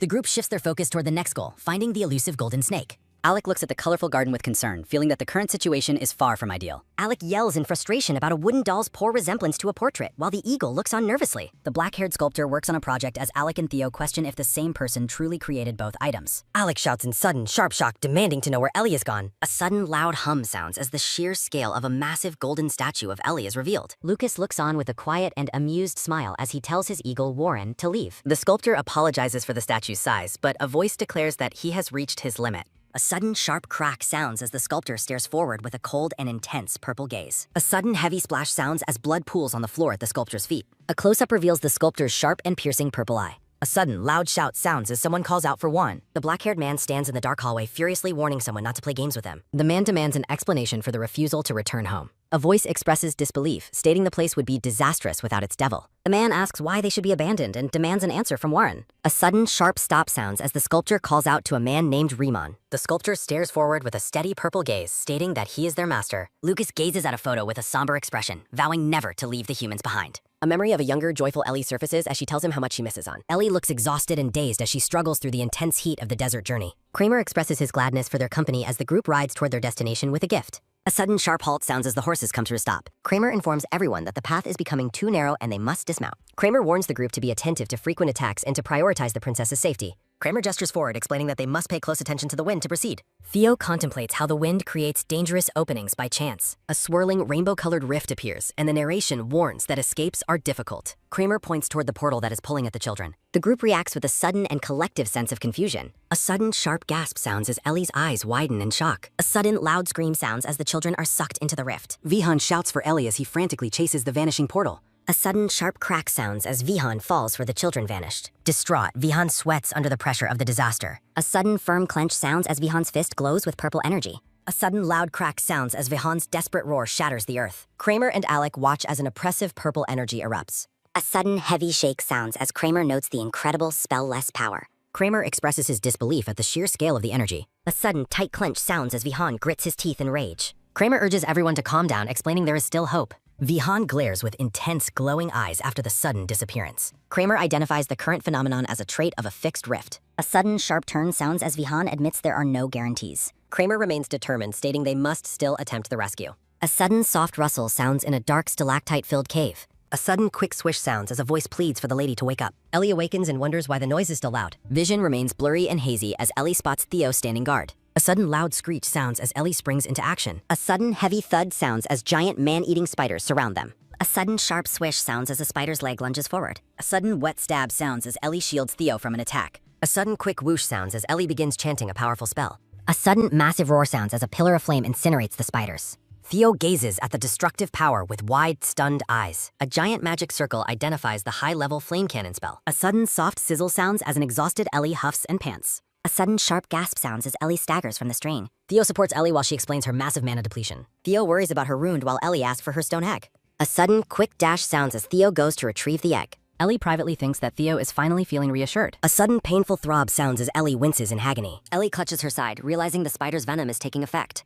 Ellie huddles on the ground, realizing her current body is not immune to venom. She thinks about how the rifts resemble those from her past life. Ellie huffs and pants, knowing she must hurry to recover. A sudden sharp pause sounds as Ellie reacts to an approaching voice. A sudden heavy halt sounds as a pair of boots stops on the grass. Kramer raises his head, looking alert in the dense jungle. A sudden loud thud sounds as the group arrives at a massive temple rift. Kramer explains the rifts are fixed but filled with monsters. A voice calls out Vihan Wolf's name as he steps toward the portal. Vihan is warned not to enter alone, but he remains defiant. Duke Kramer looks on with fracas. Kramer walks toward a glowing light. He stares forward with quiet determination. A sudden, soft smile sounds as a subtle smirk appears. A sudden, heavy step sounds as Kramer moves forward. Kramer leads his party of knights and priests, declaring that it is time to go. He looks forward with a sharp and focused gaze. A sudden, sharp hiss sounds as a massive golden snake opens its mouth. A sudden, heavy sigh sounds as Ellie confirms the creature's location. The massive golden snake looms over the area with a menacing presence. Theo watches the creature, wondering if it is asking them for help. Ellie explains that the golden snake has been trapped there because of a sudden rift. She looks at the creature and commands it to understand her words. Theo watches her with concern, thinking that she does not seem to be okay. A sudden, sharp turn sounds as Ellie looks down at her glowing egg, thinking she must give it to her highness as a gift. A sudden, painful falter sounds as Ellie tells Theo to get the creature before she begins to collapse. A sudden, firm hold sounds as Theo catches Ellie before she hits the ground. Theo yells for his lady in a state of sudden and intense shock. A sudden, heavy huff sounds as an exhausted Ellie struggles to breathe. A sudden, sharp turn sounds as Theo desperately wonders what he can do to save her. A sudden, heavy thud sounds as Theo reacts with a sharp start. Ellie's hand lies limp and motionless on the dusty ground. Theo stares at the fallen girl with wide, horrified eyes. A sudden, soft lean sounds as Theo checks to see if she is still breathing. He gazes at her unconscious face with a sweaty and panicked expression. Theo feels a wave of relief as he realizes that she is still alive. He is startled by a sudden, unexpected noise nearby. A sudden, quick swish sounds as the golden snake slithers closer to them. Theo looks at the snake with a look of pure dread. A sudden, heavy shake sounds as the blue stone egg moves on its own. Theo watches the strange phenomenon with a quiet and bewildered gaze. Theo wonders if the creature is actually trying to save Lady Eleanor. He gives a singular, hesitant word of agreement to the snake.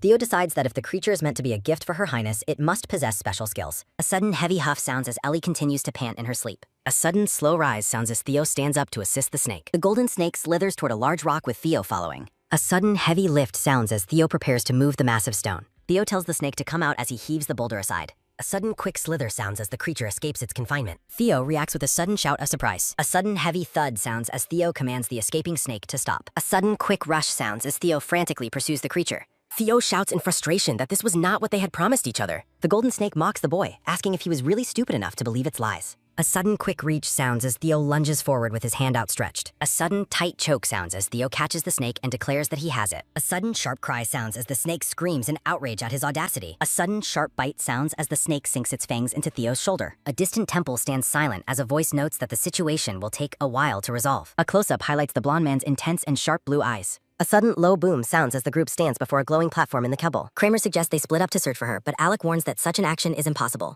Alec explains the danger of the numerous passages and monsters, noting House Kramer's responsibility for Kramer's safety. Kramer listens with a somber and focused expression. The narration explains how moving stones are used in rifts to repel monsters and simplify travel. Theo looks down with a worried expression, hoping that Lady Eleanor is safe in the unknown. A sudden rhythmic rustle sounds as feet move across the sand while someone gives an affirmation. Alec looks forward with a calm expression, noting the perfect arrival timing. A sudden massive roar sounds as a centipede monster lunges against a glowing protective shield. A sudden low growl sounds as the monster lunges with glowing pink eyes. Alec watches the confrontation with a determined and steady gaze through the bright light. A sudden heavy step sounds as Kramer ignores the warning to stay within the shield and moves forward. A sudden loud shout sounds as someone calls out for Vihan Wolf while Kramer advances. A sudden sharp crack sounds as a massive surge of magic energy erupts. Alec is struck with disbelief, realizing that high-level magic was cast without any equipment. A sudden sharp crackle sounds as Alec compares the incredible power to that of the Kramer mages. Kramer looks ahead with cold focus, urging the group to hurry. Alec acknowledges Kramer's command while looking visibly shaken and sweating from the display. A sudden sharp bite sounds as the golden snake sinks its teeth into Theo's arm. A sudden wet sink sounds as Theo begs for release while the snake demands to be let go. A sudden sharp prick sounds as Theo's hand flinches from the agonizing pain of the venom. A sudden tight bite sounds as Theo grimly notes the snake's persistence while maintaining his grip. Theo begs for assistance, but the snake spitefully refuses to help any human. A sudden soft drip sounds as Theo pleads for the girl's life while the snake questions why it should care. A sudden heavy pant sounds as Theo struggles to stay conscious while calling out for Lady Eleanor. A memory of a young, happy Ellie holding a box of chocolates surfaces in Theo's mind. A sudden deep thump sounds as a pulse of green magical energy beats like a heart. Theo recalls a joyful moment of Ellie smiling while holding a bowl of food. The image captures a bright, precious memory of Ellie laughing with pure joy. Theo remembers Ellie looking back at him with a surprised and wide-eyed expression. A sudden bright flash sounds as Theo realizes Ellie is his entire world, causing energy to erupt. A sudden sharp hiss sounds as the snake reacts in terror to the transformation of its own body. A dark shadow looms within the green light, echoing the desperate command to save her. Theo's eyes glow with an intense, unnatural green light as the power consumes him. The golden snake stares back with dilated pupils, sweating under the pressure of Theo's presence. The snake is stunned by the realization that this human possesses a unique and rare trait. The snake is horrified to find that the boy can speak to it and exert absolute control. A sudden heavy boom sounds as the massive golden snake recoils from Theo's overwhelming aura. The snake begins to question the true identity of the boy standing before it. The creature wonders if it is facing the legendary and feared whispering sorcerer. The snake is paralyzed by the possibility of meeting such a powerful figure in person. A sudden heavy huff sounds as Theo kneels on the ground, surrounded by swirling green energy. Theo is bewildered by the sudden turn of events and his newfound control over the beast. Theo confirms that the snake is now obeying his commands while Ellie remains unconscious. A sudden dull thump sounds as a final burst of green light illuminates the cavern.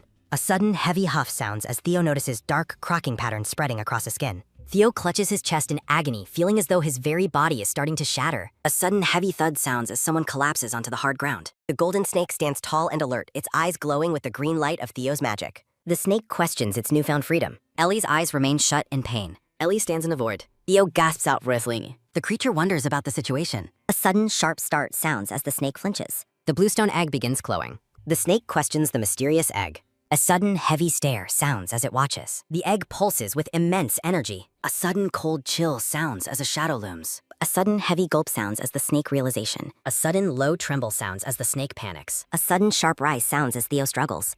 Theo yells in terror while a sudden wide gape sounds as the snake lunges at Ellie. The scene shifts with a bright notification. Theo commands the giant snake to stop. A sudden firm grab sounds as Theo catches it.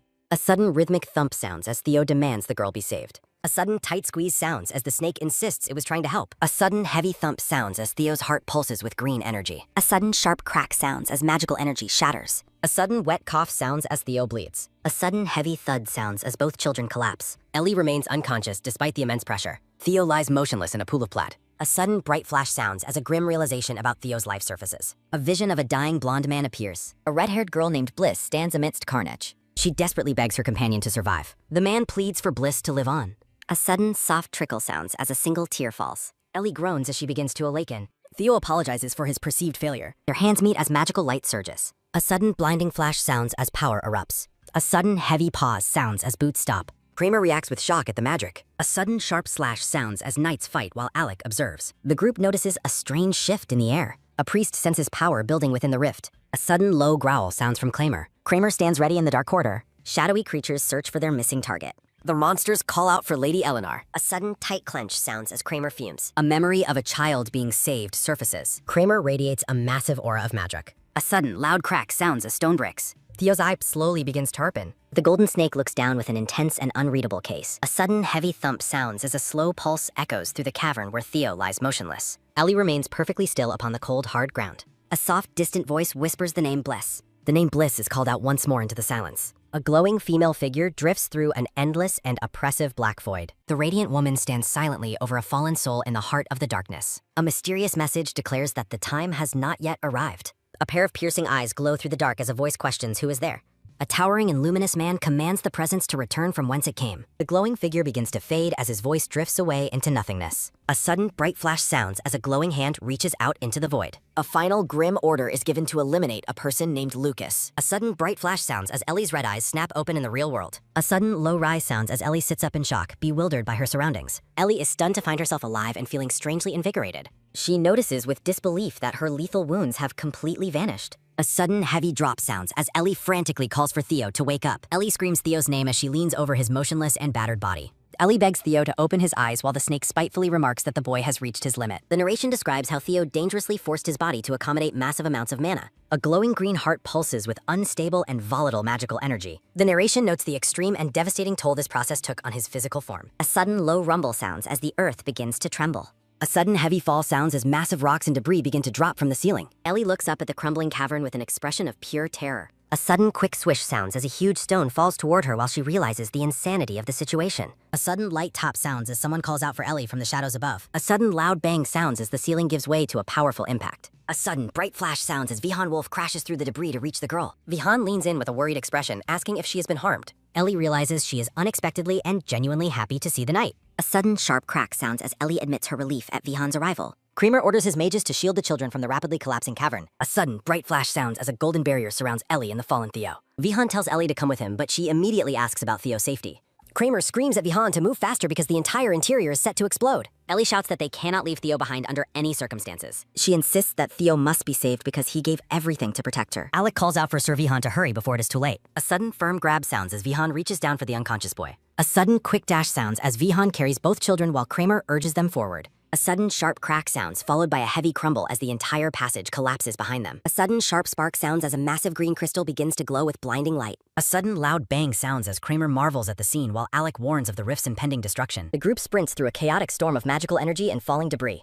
The emerald crystal pulses with a high-pitched hum of ancient power. Ellie looks back with wide eyes, questioning the nature of the glowing gem. The narration confirms that the massive artifact is the legendary giant moving stone. A sudden bright flash sounds as the light of the stone completely consumes the scene. A sudden loud boom sounds as a massive explosion of pink and orange light erupts. A sudden light drop sounds as debris falls from the ceiling while the giant emerald crystal begins to flicker. A hazy and murky atmosphere settles over the fallen soldiers on the cavern floor. A sudden low hiss sounds as Theo lies motionless on the ground beside the small golden snake. Vihan holds the silver-haired girl close to protect her from the falling rocks. A sudden sharp spark sounds while a groan of pain escapes Kramer as he lies among the muggle. The golden snake feels dizzy and dazed while it weakly calls out for Ellie. A sudden rhythmic clip-clop sounds as a carriage departs while Alec asks if Sir Vihan offended the eagle. Vihan demands to be released and a driver calls for his lady. Ellie lets out a tired sigh while Alec apologizes profusely for his late arrival. The children's hands remain firmly clasped together.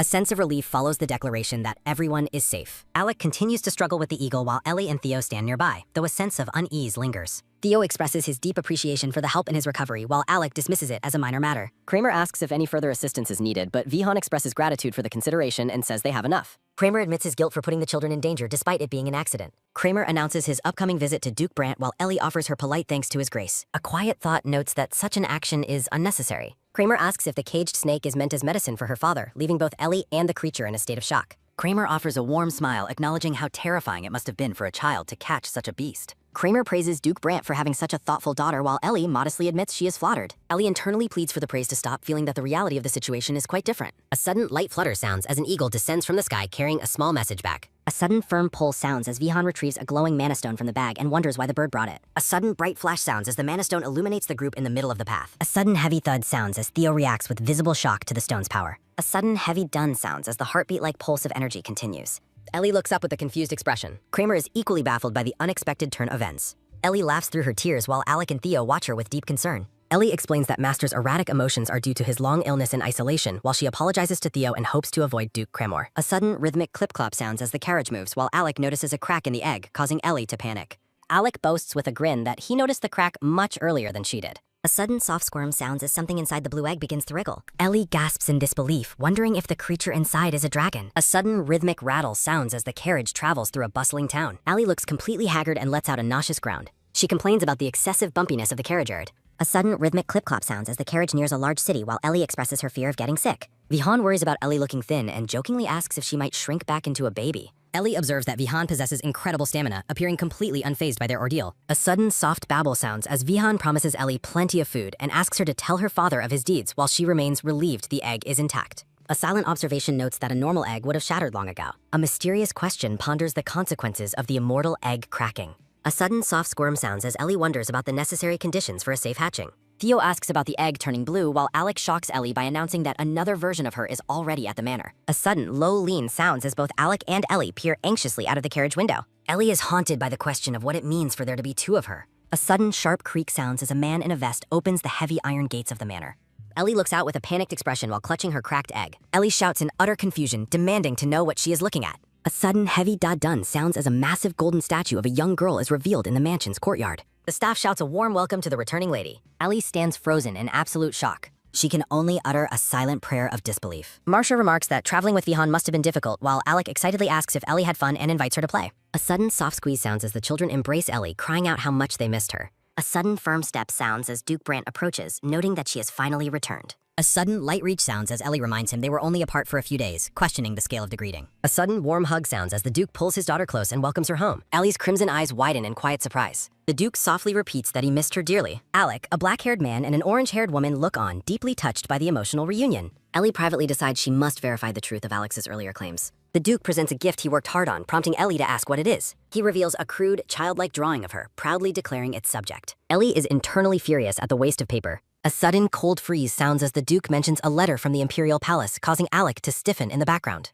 Ellie is left dumbfounded by the sight of an Imperial invitation for a princess's 10th birthday party. Marcia notes the party is only 5 days away and asks the Duke if he intends to attend. A sense of foreboding mounts as the situation escalates. A flashback shows the Duke holding baby Ellie, telling emissaries that his daughter comes first. When she was 2, he prioritized her over the Imperial messengers once again. Year after year, the Duke consistently chose Ellie over his royal obligations. A sudden light peck sounds as the Duke remains devoted to Ellie throughout her childhood, ignoring all other visitors. A sudden sharp crumple sounds as Ellie realizes they will likely miss the party yet again.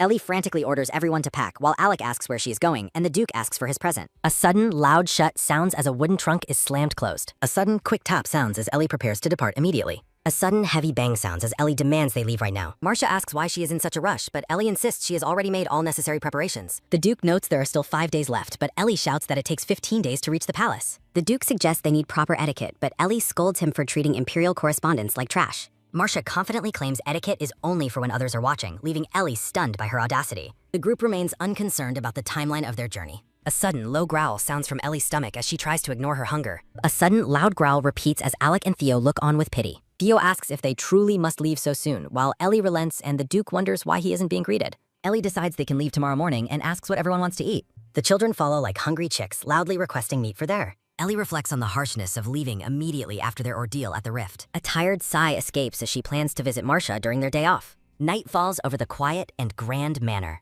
A sudden rhythmic pat sounds as a hand gently comforts a child. The Duke asks Ellie if she enjoys sleeping next to her father. A sudden light pat sounds as the Duke expresses his pride in her growth, while Ellie wonders if his chattiness is due to the lack of a gift. Ellie resolves to find a gift tomorrow while the drawing and the caged snakes sit nearby. Ellie tells her father to stop talking and go to sleep. The Duke whispers a soft profession of love into the quiet room. Ellie stares into the darkness with wide, wakeful eyes. A sudden distorted chick and chiz sound as a dark, terrifying vision of the Duke looms over a fallen form. A sudden low shh and froosh sound as Ellie's mana stone necklace begins to glow with a brilliant light. The Duke gently wishes Ellie sweet dreams as she drifts off into sleep while clutching her necklace. A sudden loud gasp of surprise escapes from someone nearby. Morning light bathes the grand manor as the scene shifts to a new day. Marcia cries out in shock as she spots the young lady returning safely. Marcia pulls Ellie into a tight embrace, whispering how much she missed her. Marcia frantically checks if Ellie is hurt or feeling well while Alec and Theo walk. Marcia explains she has been doing fine but quickly turns her focus back to Ellie's well-being. Marcia expresses her deep worry, noting that Ellie appears to have grown quite thin. Marcia shares her shock over Ellie's trip to Lohan and her immense relief at her safe return. A silent thought acknowledges that Marcia's kind heart remains completely unchanged.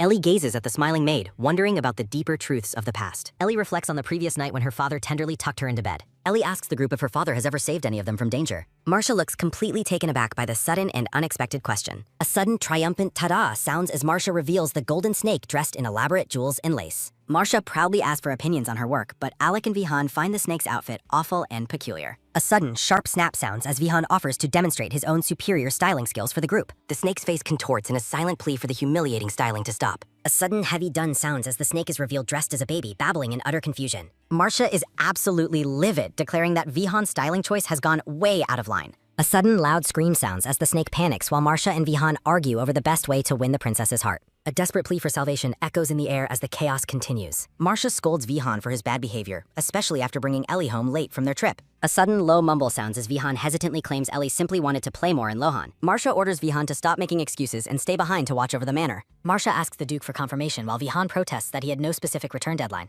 Marcia insults Vihan's intelligence, warning him that his delay will only make the master worry. Alec kneels on the rug, preparing to add his own thoughts to the discussion. Alec bluntly declares that the dressed-up snake looks absolutely hideous in its current state. Alec doubts the princess will like the gift, while Marcia remains confidently defensive of her styling. Bahan suggests his own appearance might be a hit, but Marcia reminds him he isn't going to the palace anyway. Theo turns his attention to the Duke, noting how well his formal attire suits him. The group reacts with a mixture of surprise and awkwardness at the sight of the Duke's outfit. A sudden, sharp gasp sounds as the snake is startled when the Duke asks about Ellie. Duke Brant stands tall in his elegant formal attire, ready for the upcoming royal celebration. A heavy silence fills the room as Ellie lies motionless on the bed, deep in thought. Theo wonders if Marcia's story was too shocking for the young lady to handle in her current state. A sudden soft swish and fwish sound as the boys try to see if Ellie is feeling ill. Alec and Theo beg Ellie to hold still while she remains lost in her dark reflections. Marcia hesitantly begins to recount a difficult story she isn't sure she should share. Ellie insists that the information is important to her and demands that Marcia continue.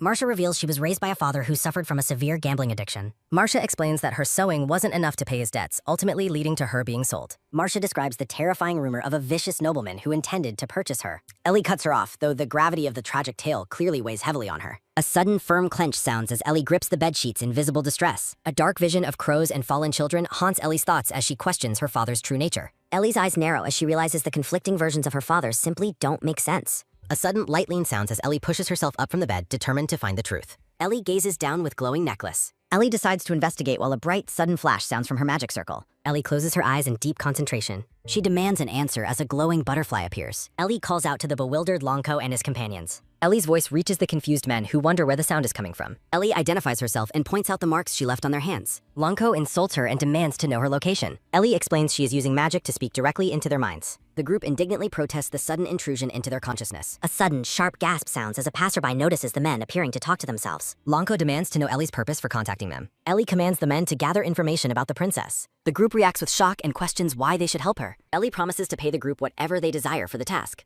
The promise of unlimited money instantly wins over the greedy men. Ellie notes the men's complete lack of principles regarding wealth. Ellie remains focused on her plan.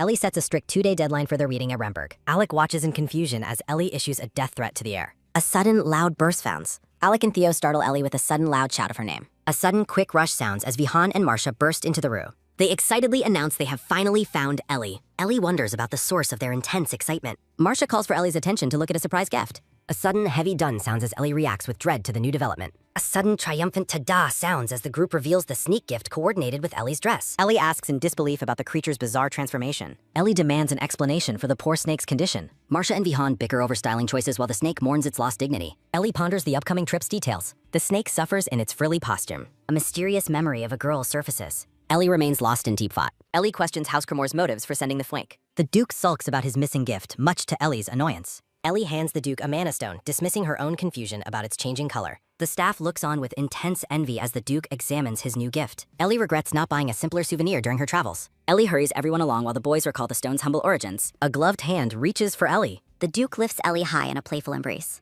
A sudden busy bustle sounds as servants load luggage onto a train. A sudden loud clamor sounds as preparations for the trip continue. A sudden high whine sounds as Vihan begs for a family photo before departure. Vihan demands a different pose for the photograph. Ali scolds Vihan for acting more childish than she is. A sudden quick snap sounds as the bodyguard finally takes the requested picture.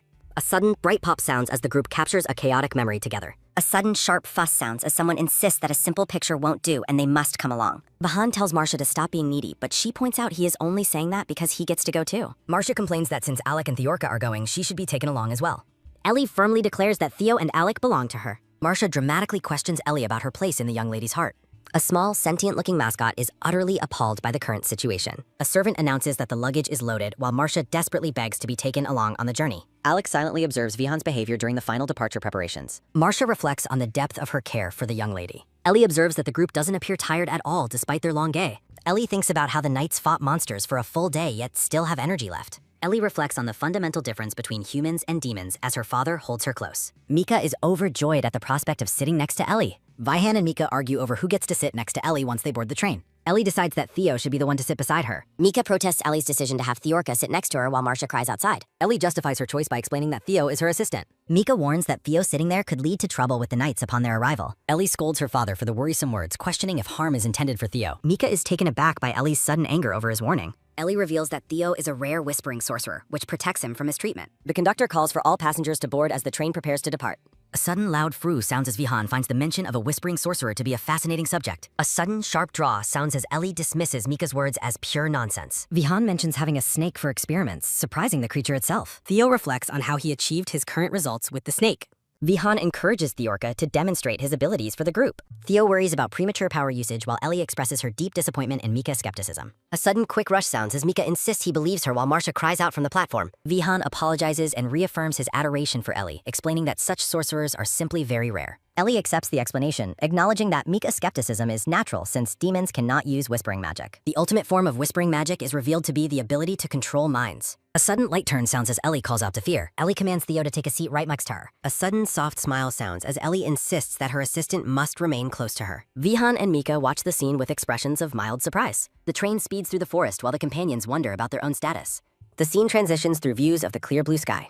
Ellie's name echoes in her mind as the train arrives at the Grand City station. Ellie begins to wake up in her father's arms, feeling momentarily confused. The Duke gently tells his daughter to wake up as they arrive at their destination. Ellie's eyes flutter open as she fully returns to consciousness. Ellie gazes excitedly out the train window at the sprawling city. Ellie is overcome with joy at the sight of the magnificent city before her. The capital of the empire, Rodberg, is finally reached. The majestic and bustling capital city of Rodberg stretches out under the clear sky. Ellie reflects on how the city's beauty matches her memories from her previous life. The group poses for a picture to commemorate their arrival at the capital. Ellie notes that it has been a long time since she was last in this place. A sudden loud screech sounds as the train comes to a final halt at the station. A divine blue bird symbol applause. The driver says he's going to borrow a carriage. Duke Brant demands speed while the driver agrees. Alec admires the massive capital while Ellie dismisses him. There is an even more incredible place. The group reaches the master street gate. Ellie looks ahead with fiery determination. Shady store owners hide dark secrets here. They use hidden dwarfs for weapon manufacture. A chained dwarf works at a naval. Ellie asks her father for abundant funds. Duke Brant scoffs at the request. Ellie beams with a joyful laugh. A sudden heavy dun sounds as Ellie yaks. Duke Brant admits to spending everything on the statue. Ellie is devastated to learn they aren't rich. Vihan explains the gold coins were melted down. Vihan laughs while Ellie fumes over the finances. Ellie contemplates returning to her old ways. She recalls her past as a morphin. Ellie notices the heavy Imperial Knight presence. The knights possess the power of deities. The self-centered emperor sits on his throne. Ellie worries about the consequences of failure. Ellie begs her father for financial truth. A sudden rhythmic clorp sounds as horses ref. A carriage approaches the waiting group. A sudden frustrated sounds as Ellie sighs. A pair of feet steps forward. The Archduke says the Duke is elusive. Archduke Nokrev Nelvine Holland makes his appearance. Ellie is surprised to see the Archduke. Everyone bows deeply to the arriving noble. Ellie is shocked by her father's Percy. Eleanor introduces herself to the skeptical Archduke. The Archduke questions the Duke's bachelor status. Ellie finds the Archduke's manner extremely annoying. The Archduke notes the Duke's authority and desire. Duke Brant maintains his respectful bow. The Archduke insults the Duke's personal life. The noble laughs while insulting Brant. A sudden firm clench sounds as anger boils. A sudden shaky tremble sounds as rage rises. Ellie is overwhelmed by intense fury. Ellie questions the source of her anger.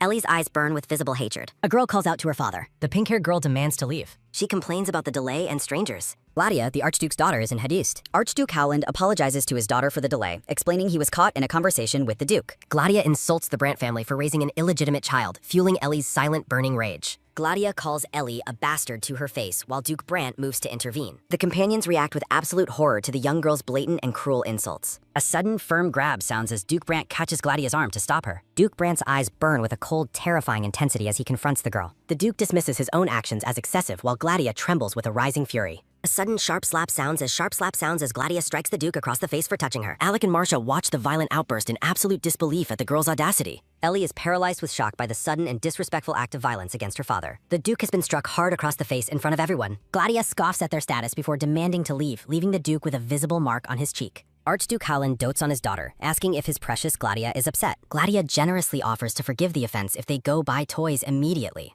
The Archduke happily agrees to satisfy his princess's every whim. A sudden, loud snap sounds as Ellie begins to shout while Marcia tries to calm her down. Ellie is baffled as her father and the knights bow deeply to the departing Archduke. Ellie stares in stunned, confused silence as the carriage pulls away. Marcia observes the tense situation with a pained and observant expression. A sudden, heavy dun sounds as the knights stand witness to the public humiliation. A sudden rhythmic da-dun sounds signaling a shift in the scene's momentum. A sudden steady clorp sounds as the group finally arrives at Brant Manor. Once inside the manor, Ellie demands an explanation for why her father held back. Ellie insists that her father should have retaliated after being slapped in public. Ellie reminds him that he possesses the power to destroy the world itself. Ellie questions his total lack of response to such a blatant insult. Ellie fumes about her own missed opportunity for revenge while the boys attempt to tend to the Duke's injury. Marcia scolds the boys for their poor first aid skills while they try to help. Alec defends his actions while Marcia takes over the Duke's care with a frustrated sigh. Marcia reflects on the Duke's strange attempt at human-like restraint during the confrontation. A sudden soft touch sounds as Marcia demonstrates the proper way to apply an ice pack. Marcia tenderly checks on the Duke's well-being as she tends to his cheek.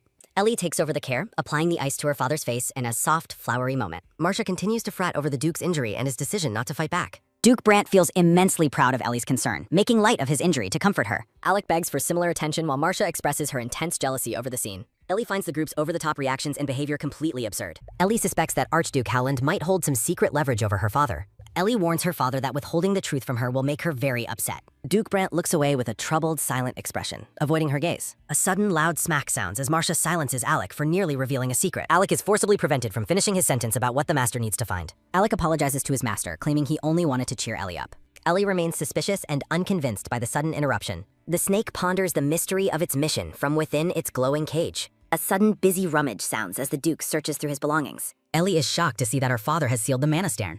A sudden rhythmic wipe sounds as the Duke meticulously cleans and polishes the stone. Ellie finds her father's intense obsession with the stone to be completely unnecessary. Ellie plans an outing with the boys, but the Duke insists that Marcia must accompany them. Ellie is furious at the prospect of Warren joining her for the meeting with Longcomb. Warren clears his throat as a subtle warning to the shouting Ellie. Warren tells her to wait because they have special business in Roadburg.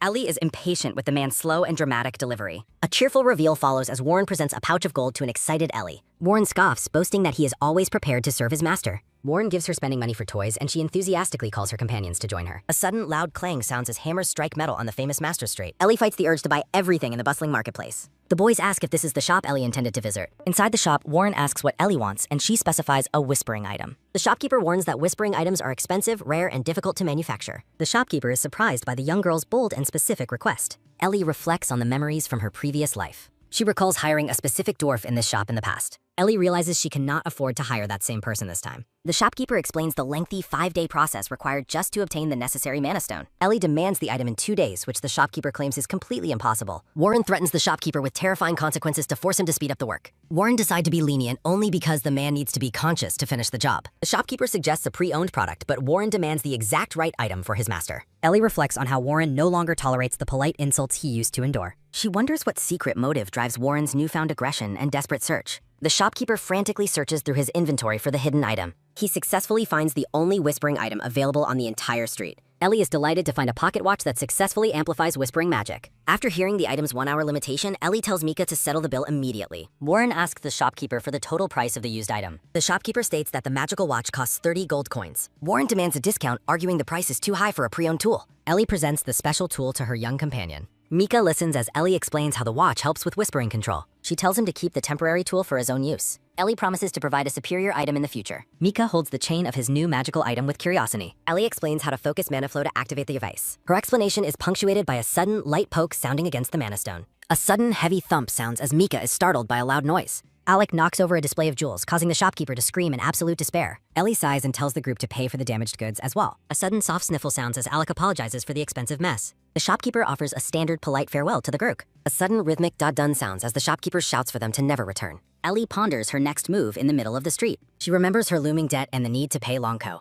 Ellie is shocked to find her coin purse is completely empty and depleted. A sudden heavy thump sounds as Ellie realizes she is now completely broke. A group of men spots Ellie and confirms her identity with excitement. They express relief at finally finding her after a very long search. Lonko confronts Ellie, complaining that she should have specified where they were supposed to meet. Ellie is horrified by Lonko's sudden arrival. Ellie glances back, panicked by the timing. Mika smiles and calls out Tally. A sudden, heavy da-dun sounds as Mika asks about the identity of the strangers. Mika is delighted by Ellie's friends and thanks her for the dessert treat. A sudden, heavy da-dun sounds as Lonko's group laments spending their entire fortune on lavish desserts. Ellie regrets her spur-of-the-moment excuse as things escalate. Ellie introduces the men as old friends, whispering for them to play along to get paid. The group gathers for dessert around the table. Ellie asks Mika for some space to speak privately with her friends. Mika is hurt by the exclusion, lamenting how much Ellie has grown up. Ellie begs for a private talk while the men glare and demand their payment. Mika points out that Theorka and Alec are staying with her. Ellie explains that her other friends are extremely shy, leaving Alec confused by his new nickname. Ellie continues her plea to Mika for a short private meeting. Mika relents and agrees to wait outside while Ellie thanks her. Lonko and his men shout in frustration, demanding the pay promised for their investigation. Ellie presents a handful of gems, leaving the men awestruck by the riches. Ellie examines her crystal ball shaped like a luring cup. Ellie asks the group if they found information regarding the princess. Lonko boasts about their undercover work in the thief guilds while Ellie asks for their findings. Lonko prepares to simplify the results of their investigation. Lonko states bluntly that the princess is awful. Lonko describes her actions as cruel, mean, and worse than initially imagined. The princess is shown in a dark room killing mice and hacking apart stuffed animals. Lonko explains that her violence is well known within the imperial palace. Lonko notes that even the emperor can't stop her, despite rumors blaming her mother's death. Ellie recalls the princess's evil nature from her previous lives. Ellie notes the girl's youth despite her malice. A shadowy woman with a snake appears. Ellie's eyes burn with an intense, focused light. A sudden, firm squeeze sounds as Ellie grips her glass. Ellie feels pity for the young princess's state. Ellie mentions Archduke Howland as the story's next chapter. Baba interrupts, offering information for more money while Mika notes his arrival. A sudden quick rush sounds as Baba explains he's been meeting important people. A sudden sharp smack sounds as Mika strikes Baba for his lack of politeness. Lonko and his men react to the violence. Baba looks at the group and asks Ellie who the bikers are. A sudden rhythmic shake and shiver sound as the men are insulted. Ellie suggests leaving for food before things get more complicated. Ellie whispers a promise to pay later while Lonko waves a friendly goodbye. Ellie looks back at the group with suspicion. Ellie wonders about the rest of the princess's story. Night falls over the Brandt Manor. Duke Brandt tells Ellie to sleep raw. A sudden soft creak sounds in the dark. A sudden quiet shut sounds as Ellie lies awake. A sudden steady slide sounds as Ellie decides to test her wand. Ellie plans to use the wand's reflective properties to her advantage. Ellie activates her magical wand to investigate the information provided by Lonko as a sudden bright flash sounds. A sudden radiant beam sounds as Ellie watches the light concentrate into a glowing orb at the tip of her wand. Ellie stares with focused intensity into the light, searching for the truth about the princess. Within the magical sphere, a sudden rhythmic swing and sway sound as a golden-haired girl appears in a vision of the past. The vision focuses on the girl's striking green eyes as the name Reina is spoken. A sudden heavy shake and tremble sound as servants cower during a royal dinner where the princess is questioned about her appetite. Princess Reina sits in sullen silence beside a woman dressed in intricate black lace. A sudden firm squeeze sounds as the woman grips her dress while reminding the princess of her late mother's wishes. A sudden violent throw sounds as the princess reacts with rage, demanding the removal of her meal. A sudden angry rise sounds as several young men stand to scold the girl for her spoiled and reckless behavior. Reina screams her defiance, claiming she wants nothing to do with any of them. A sudden loud smash sounds as the table is overturned and the princess orders everyone to leave her presence. Ellie observes the chaotic scene from within the safety of her room, troubled by the vision. Ellie acknowledges the tragedy of the mother's death, but finds the princess's behavior inexcusable. Ellie reflects on how completely out of control the girl's actions seem to be. Ellie remains suspicious of Lonko's motives as a sudden pain scream sounds from the vision of the blonde girl. A sudden frantic flurry sounds as the emperor rushes to check on his daughter after a physical altercation. The emperor furiously rebukes his son for striking his sister, claiming he never raised him to be so violent. Ellie assumes the girl's malice stems from being overprotected and spoiled by the court. The woman in black intervenes, reminding the princess that she must respect the emperor's authority. A sudden weak tremble and shiver sound as a tearful Reina offers a quiet apology to her father. The woman in black offers to take charge of the situation and speak privately with the princess. A sudden, sharp startle sounds as the woman approaches the girl for a private confrontation. Ellie pauses the vision, sensing that something significant is about to be revealed. Ellie feels a growing sense of unease as she realizes the situation is more complex than it appears. A sudden heavy creak sounds, followed by a quiet shut as the doors to the princess's chambers are closed. A sudden heavy thud sounds as Reina is violently cast to the floor, gasping in pain.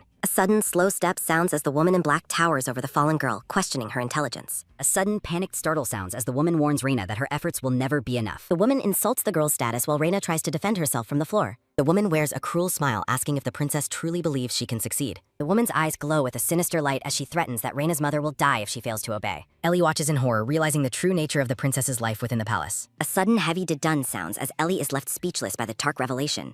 A sudden violent whack and smack sound as the dark history of the royal family is glimpsed through the shadows. The woman in black screams at the girl, demanding absolute obedience and attention. A sudden frantic shiver and tremble sound as Reina huddles on the floor, terrified by the woman's demands. Ellie is shaken by the realization that the princess has been a victim of abuse this entire time. A vision of the past shows a funeral for the empress where a woman named Priscilla was known for her kindness. Ellie learns that Priscilla supposedly raised the princess with love after the empress passed away. Ellie is appalled that such systematic cruelty could occur within the heart of the imperial palace. A sudden quick turn and spin sound as Ellie adjusts her magic, wondering how the secret remained hidden for so long. Dark streaking lines fill the air as the magical vision shifts and distorts. The atmosphere becomes heavy and oppressive as the truth continues to unfurl. A sudden sharp startle sounds as Ellie notices a hidden detail within the princess's room.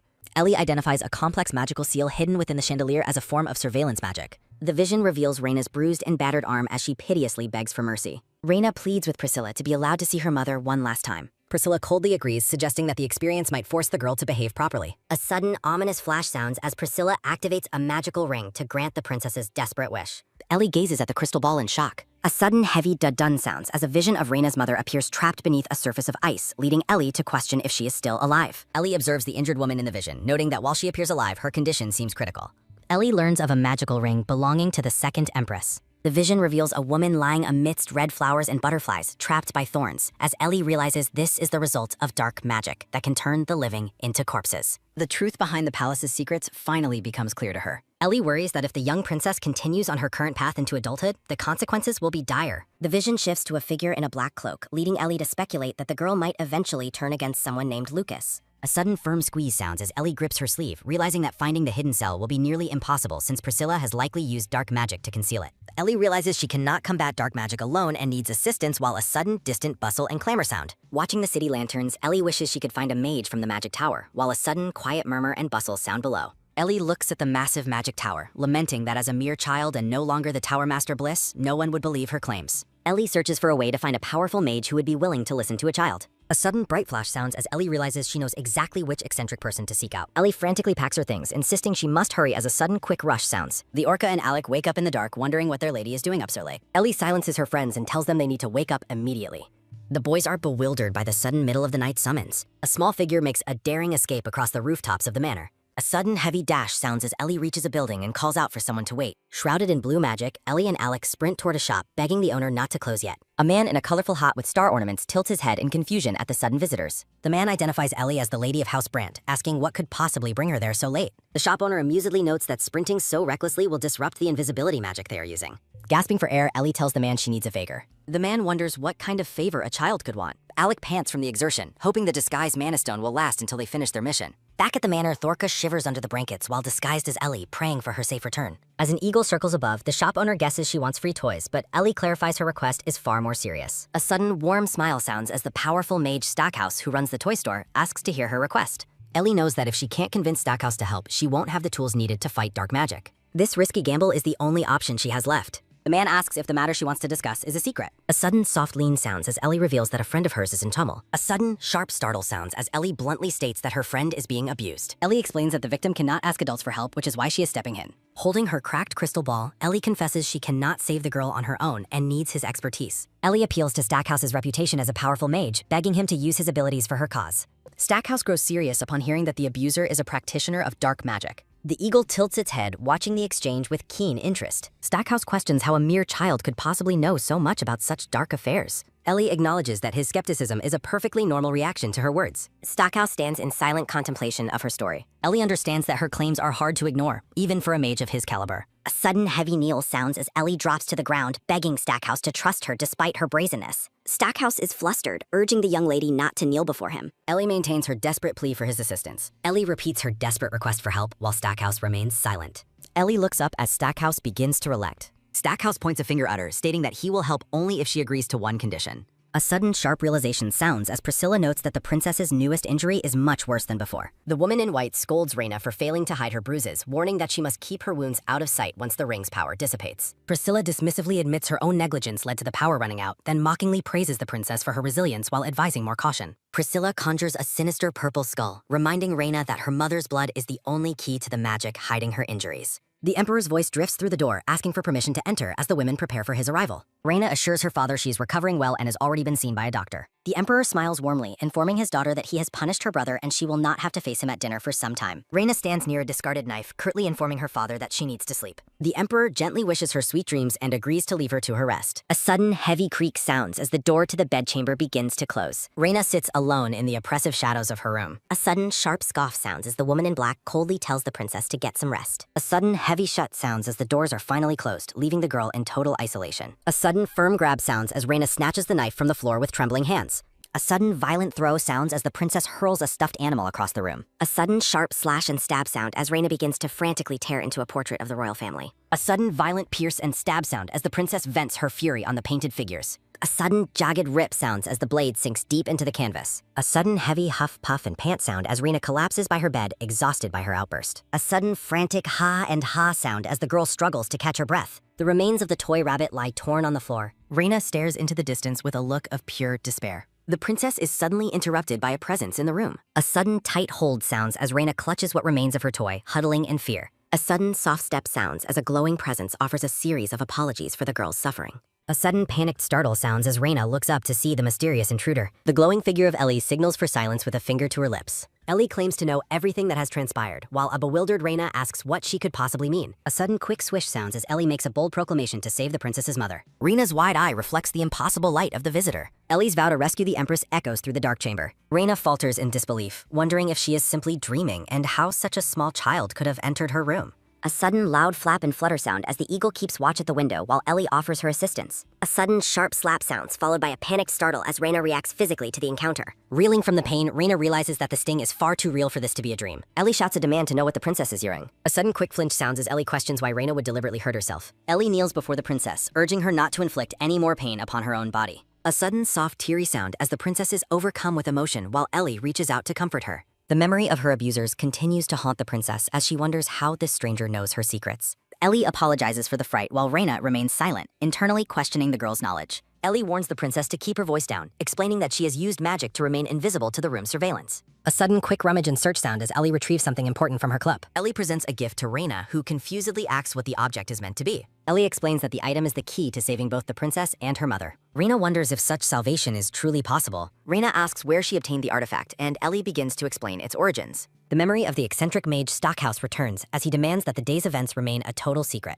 Stockhouse reveals that his only condition for helping was to ensure Ellie's personal safety. An ominous voice notes that everyone in the city is already aware of the young lady's identity. Stockhouse prepares to cast shrinking and protection spells on an invisible mana stone to ensure her safety. Stockhouse emphasizes that these measures are specifically for the young lady's protection. Ellie agrees that keeping their arrangement a secret is the best course of action. Looking with resolve, Ellie vows to save her friend no matter what happens. A sudden firm clench sounds as a hand grips the fabric of a dress tightly. Ellie provides detailed instructions to Reina on how to utilize the artifact. A sudden sharp knock and knock sound, causing Ellie to freeze in alarm. A sudden low voom sounds as Ellie's glowing form fades, leaving the princess to cover for her. Escaping on the back of an eagle, Ellie reminds Reina to use the item correctly while the princess begs her to stay. A sudden, graceful bow sounds as Alec looks down from their high vantage point. Reina watches her mysterious visitor vanish with a look of utter bewilderment. A sudden, soft flap and flutter sound as the eagle carries the children away from the palace. Ellie ponders if their observer is sensing their mana or actively spying on them. Ellie expresses her profound disgust at the repetitive nature of the suffering she has witnessed. A grim resolve manifests as a man watches from a window, plotting a fatal end for another. Alec alerts his lady to look down at the strange sight below them. A sudden, heavy da and dun sound as they gaze upon a courtyard littered with fallen bodies. Ellie is horrified to see so many people unconscious on the ground. Ellie commands her familiar, Theo, to fly down for a closer inspection. A sudden sharp fsh sounds as Ellie focuses her concentration. A sudden bright flash sounds as the pendant releases a surge of power. A sudden quick swish sounds as the eagle dives toward the manor grounds. A sudden frantic struggle and flounder sound while Ellie notes that the eagle is finally mastering flight. Ellie observes the fallen staff and guards, wondering if they have been put to sleep by magic. The girl is taken aback by a shocking sight. A sudden soft peck, kiss, smooch, and kiss sound as Archduke Holland and the Empress share a secret embrace. Ellie finds the display of affection between the supposedly virtuous nobles revolting. A sudden quick wipe sounds as the Empress coldly demands to know if he brought the desired object. Archduke Howland confirms he has been successful in his task. Howland presents a glowing green jar, mockingly referring to it as a piece of his heart for his sweetheart. Ellie realizes that the item and the exchange she is witnessing are strictly illegal. A sudden quiet scoff sounds as Ellie realizes the truth behind the manor's secrets. Ellie watches the scene with a knowing, determined smile. The gravity of the situation settles in. A sudden powerful whoosh sounds as the eagle carries Ellie away into the night sky. A sudden violent wham, bam, and slam sound as someone pounds on a bedroom door, demanding entry. A sudden rhythmic knock, click, and clack sound as the Duke demands to see his daughter while Theorka trembles in disguise. The Orca panics as morning approaches, realizing the others haven't returned to the manor yet. Lucas demands to know what is happening inside the locked room. A sudden heavy pound and thump sound as Alec tries to stall the Duke. Lucas questions why everyone is gathered at Ellie's door so early in the morning. A sudden quiet mumble and fidget sound as Alec offers a flimsy excuse for his presence. A sudden joyful kya sounds in a memory of Ellie praising her assistant. A sudden loud ha, ha, and ha sound as the eagle gloats about being the best. Alec decides he has no choice but to find the key to the room. A sudden, sharp, startled sound as the Orca hears the plan to breach in the war. The Orca attempts to mimic Ellie's voice to stall his father, causing the Duke to worry about her health. Lucas is told that it is far too early for his daughter to be experiencing such changes. A realization dawns that the person inside the room is an imposter. Disguised as the young lady, the Orca sheds a single, silent tear of terror. A sudden, deep regret fills the silence. A sudden, firm grab sounds as a hand seizes a color. Looking irritated at the noise, the Duke demands quiet while magic crackles nearby. Alec is relieved to hear the young lady's voice return to normal. The Duke notes that his daughter is sweating profusely. Ellie insists she is fine, blaming the heat on her excessive layers of clothing. The girl narrowly avoids a dangerous discovery. Lucas offers to sing his daughter a lullaby. A sudden heavy shut sounds as Ellie closes her door, wishing her father a good night. A frantic question regarding the long delay echoes. Back in her room, Ellie apologizes to her terrified assistants who feared they were caught. The weight of the boy's fear becomes added. Ellie expresses her gratitude to Alec for successfully maintaining the charade. A sudden soft weep sounds as Ellie explains she was busy with an urgent request for Lonko. Ellie realizes she might have forgotten to properly introduce her contact to her assistants. The young lady explains that the importance of her task required immediate action and their collective help. A sudden soft flap and flutter sound as Ellie sends her assistants off to rest. A sudden heavy shut and sigh sound as Ellie collapses, hoping her actions were worth the risk. Ellie reflects on the importance of the truth she uncovered to prevent future destruction. The girl focuses on her upcoming meeting with the royal family, knowing the high stakes involved. Ellie observes a mysterious change in the glowing egg despite her lack of intervention. Confusion sets in over the sudden transformation. The young lady ponders the source of the magic. The timing of the egg's glow remains a mystery. A memory of a formal bow and a past promise resurfaces. A young boy from her past offers a precious gift with a hopeful expression. Ellie stands alone with the strange artifact. She wonders if the item reacts to human emotions. Hope flickers that the egg might finally hatch. The three musketeers appear looking exhausted from their early morning mission. The group questions the need for such an early undercover operation. A resolute voice confirms the necessity of infiltrating the palace. The mercenaries discuss their dangerous mission, half joking about demanding a larger reward for the risk. The idea of a significant payout brings a moment of levity. Lonko smiles confidently as they approach their target. The trio gazes upon the imposing imperial palace. A sudden loud boom and pop sound as celebratory fireworks illuminate the sky. A maid informs the princess that it is time to prepare for the event. Standing before the light, the girl promises to be ready shortly. A sudden, graceful bow sounds as the servant departs. The princess clutches the gift from Ellie, remembering their secret encounter. A sudden, quiet swallow sounds as she uses the artifact. A sudden, loud clamor and murmurs sound as Duke Brant and his family arrive at the party. The crowd is shocked to see the reclusive Duke in attendance. Ellie is overwhelmed by the intense public attention. The young lady spots a familiar face above the shimmering crowd. Lonko waves down from a hot air balloon, mockingly greeting his employer. Ellie recognizes her mercenary contact immediately. Relief washes over her as she sees the arrived. A sudden, low shiver sounds from a golden snake as the balloon floats over the grand party. The announcer proclaims the entrance of Duke Brant and Lady Eleanor. A sudden, heavy creak sounds as the grand doors open. The ballroom is filled with a sudden, loud clamor and murmur sounding as guests gather. A woman marvels at seeing Duke Brant for the first time. While guests admire the Duke's handsome appearance, the pink-haired man nearby begins a sudden, shaky shiver sounding. An internal voice fumes about the Brant family drawing attention to themselves. The speaker's resentment peaks at the family stealing the spotlight in their presence. Duke Brant makes his grand entrance while holding Ellie's hand. Gladia complains about Ellie's dress being prettier, prompting the Duke and his daughter to mentally compare the noisy family to barking dogs. Ellie wonders if Gladia knows about her father's secret affair with the Empress while Archduke Howland greets them. Ellie lets out a sudden loud ah sounding as she sees a face from her past. Ellie recalls a past encounter with Archduke Howland involving a snake meant for her father's medicine. A sudden cold freeze sounds as Ellie stands stiffly while the Archduke greets the group. A sudden graceful bow sounds as the Duke and Archduke acknowledge each other. The Archduke attributes the Duke's good health to Eleanor's kindness. Lucas warmly agrees that having a daughter is the greatest blessing. As the Archduke laughs about wanting a similar daughter, Ellie feels a sudden heavy wave of guilt and shame. The Orca looks on with a troubled expression as his father speaks. The Archduke prepares to introduce his sons and asks for Edwin's location. Ellie is struck by a sudden sharp alert sounding at the mention of Ebring. A sudden quick turn and search sound as Ellie frantically looks for the boy. She scans the crowded ballroom with growing desperation. Ellie internally cries out, wondering where Edwin is hiding. The girl is suddenly overcome by a realization. Edwin appears and apologizes to his father, explaining he was busy reading. A close focus on a red eye highlights the weight of Ellie's identity. Edwin smiles politely and offers his greetings to the dupe. The 14-year-old Edwin Craymore formally introduces himself. A sudden heavy thump sounds as a dark memory resurfaces. Ellie is haunted by a vision of Edwin and the other boys lying dead on the ground. She stands frozen before the boy who is destined for a tragic end. The scene shifts to a symbolic representation of their intertwined fates. Ellie forces a polite greeting while reminding herself to maintain her current identity. Looking toward Theo, she introduces herself as Eleanor Brant. Lucas notices his daughter's distress and asks what is wrong.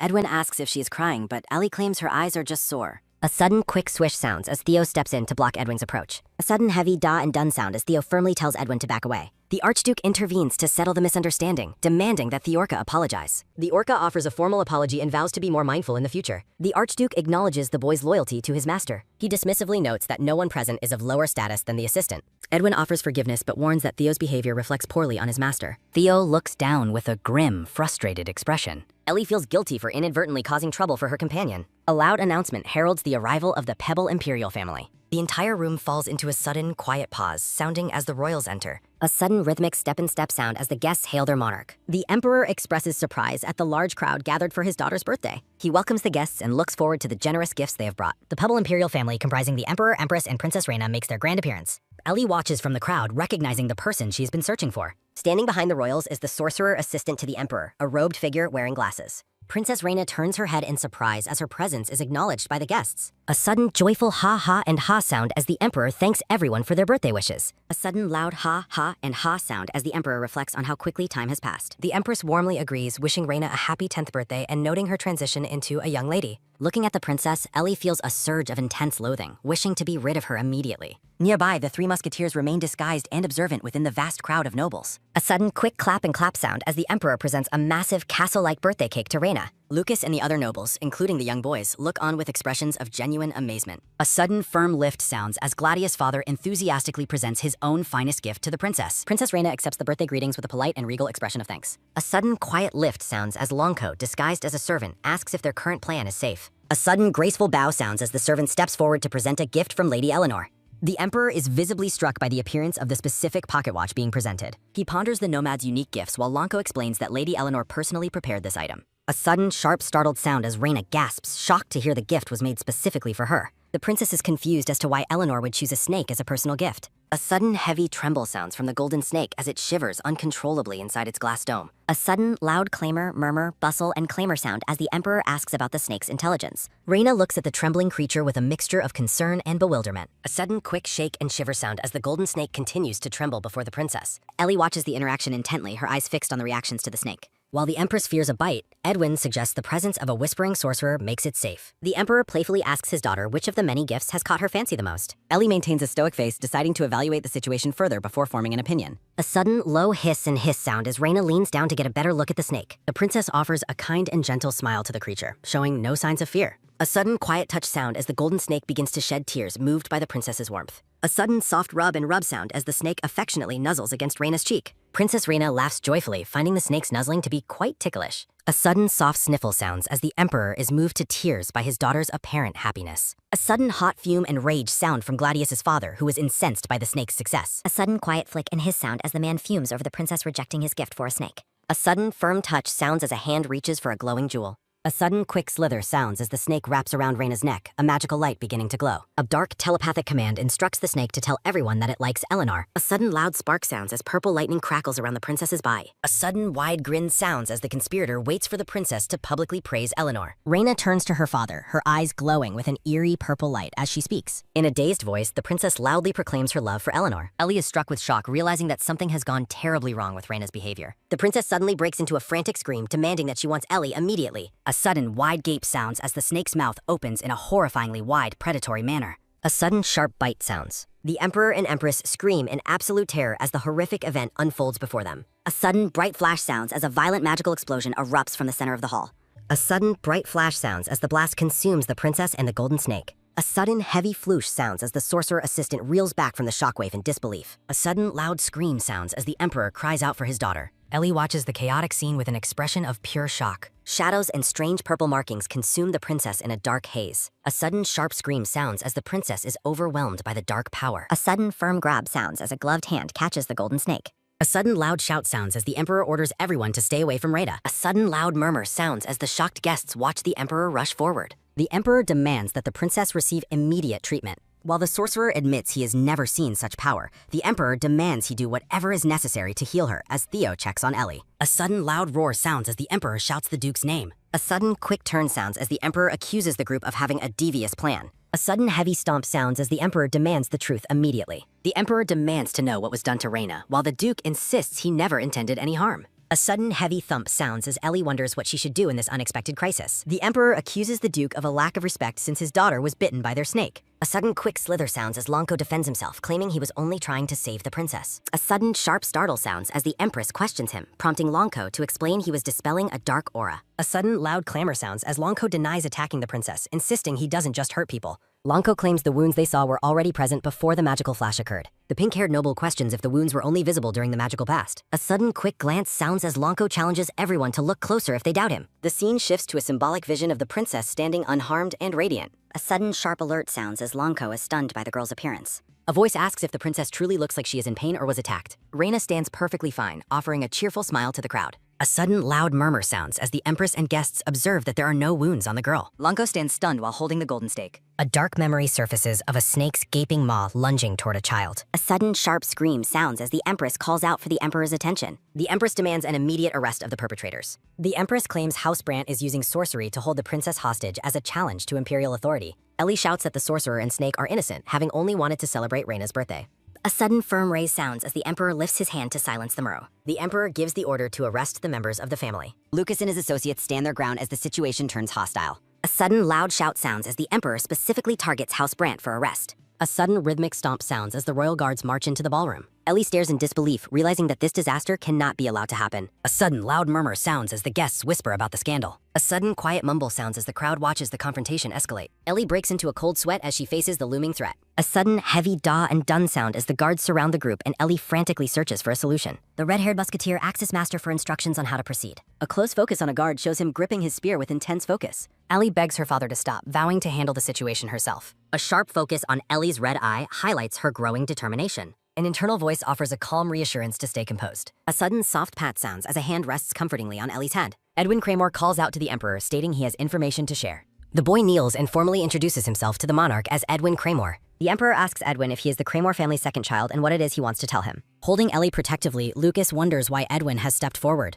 Kneeling before the throne, Edwin explains he discovered something while researching demons. He claims to have found an animal possessing the same power as the snake. The Emperor leans in close, asking if his claim is true. Edwin confirms it with a nervous sweat, addressing him as Your Majesty. He explains that animals falling into rifts gain mysterious powers, which they then pass to their offspring. Edwin relays that the snake wanted to save the princess with its healing power, though the Emperor notes Reina appears uninjured. Despite the explanation, the Emperor orders them to be locked up so the matter can be investigated. Ellie grits her teeth in a silent, angry reaction to the order. Reina objects, worrying about Eleanor's arrest affecting her mother, and shouts that she is perfectly fine. A sudden firm grab sounds as a hand roughly catches hold of expensive fabric. A sudden sharp startled sound as the princess's eyes widen in sheer terror. A sudden heavy daw and dun sound as the Empress and sorcerer assistant loom over the trembling princess. A sudden loud and noisy sound as someone impatiently demands the group be removed immediately. Up in the hot air balloon, Lonko is warned that Lady Eleanor will die if they do not act. A sudden, quick open sounds as Lonko opens a sack containing a small device, noting Ellie has put him in a tough spot. A sudden sleepy yawn sounds followed by a firm press as Lonko activates the device, questioning who will pay them. A sudden loud boom sounds as a violent explosion rocks the palace hall, causing guests to scream.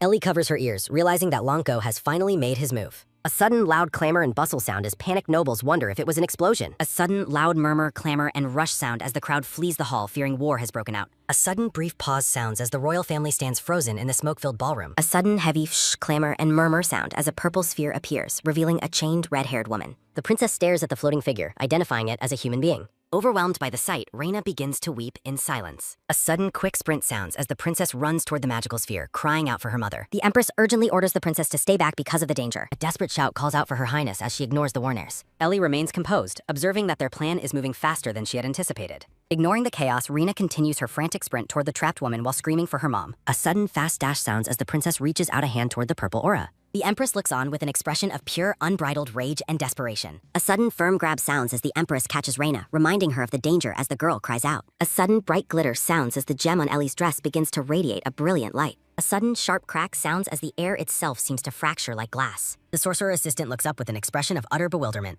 A mental command declares an intention to finally end this hellish situation. A sudden heavy fall sounds as shards of memory tumble down, showing visions of the Empress and Archduke. Shards reveal the Archduke with a potion and the sorcerer assistant channeling dark purple energy. Surrounded by magical fragments, Reina looks upward with a dazed and somber expression. Shards of the past reflect in the princess's wide green eye as a tear falls. A sudden, quiet grin sounds as Ellie watches the unfolding revelation with a knowing look. The princess is bathed in a golden light as memories of the Archduke's schemes rain down around her. The scene transitions as the hidden truths of the palace begin to fully emerge. Shards of the past reveal the Empress in a compromising embrace with the mustachioed man. A sudden, sinister grin sounds as Ellie enjoys the success of her unfolding plan. A sudden, quiet murmur sounds as the guests realize the Empress and Archduke Howland have been conspiring together. The Emperor stares in total disbelief, demanding to know the meaning of the shocking visions. Ellie looks on with a calm expression, noting how perplexed the Emperor must be by the revelations. The Emperor looks on in disbelief as things he never expected began to unfold. The Emperor demands to know who is responsible for the woman's state.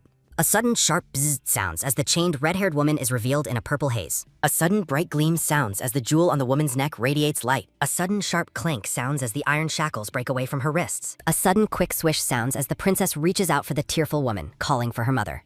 A sudden heavy thud sounds as the woman collapses into the girl's arms while the princess cries out. A sudden shaky tremble sounds as the Empress watches the princess beg her mother to open her eyes. Standing over them, the Empress coldly informs Reina that the woman is not her mother. The Empress accuses Reina of pulling a cruel prank despite knowing her mother is dead. A sudden sharp grit sounds as the Empress demands that the girl come to her side immediately. Ellie recalls telling the princess that the device will activate as soon as she touches her mother. In a flashback, Ellie explains how simple the plan is to the attentive princess. A sudden bright flash sounds as the princess screams the name Winore.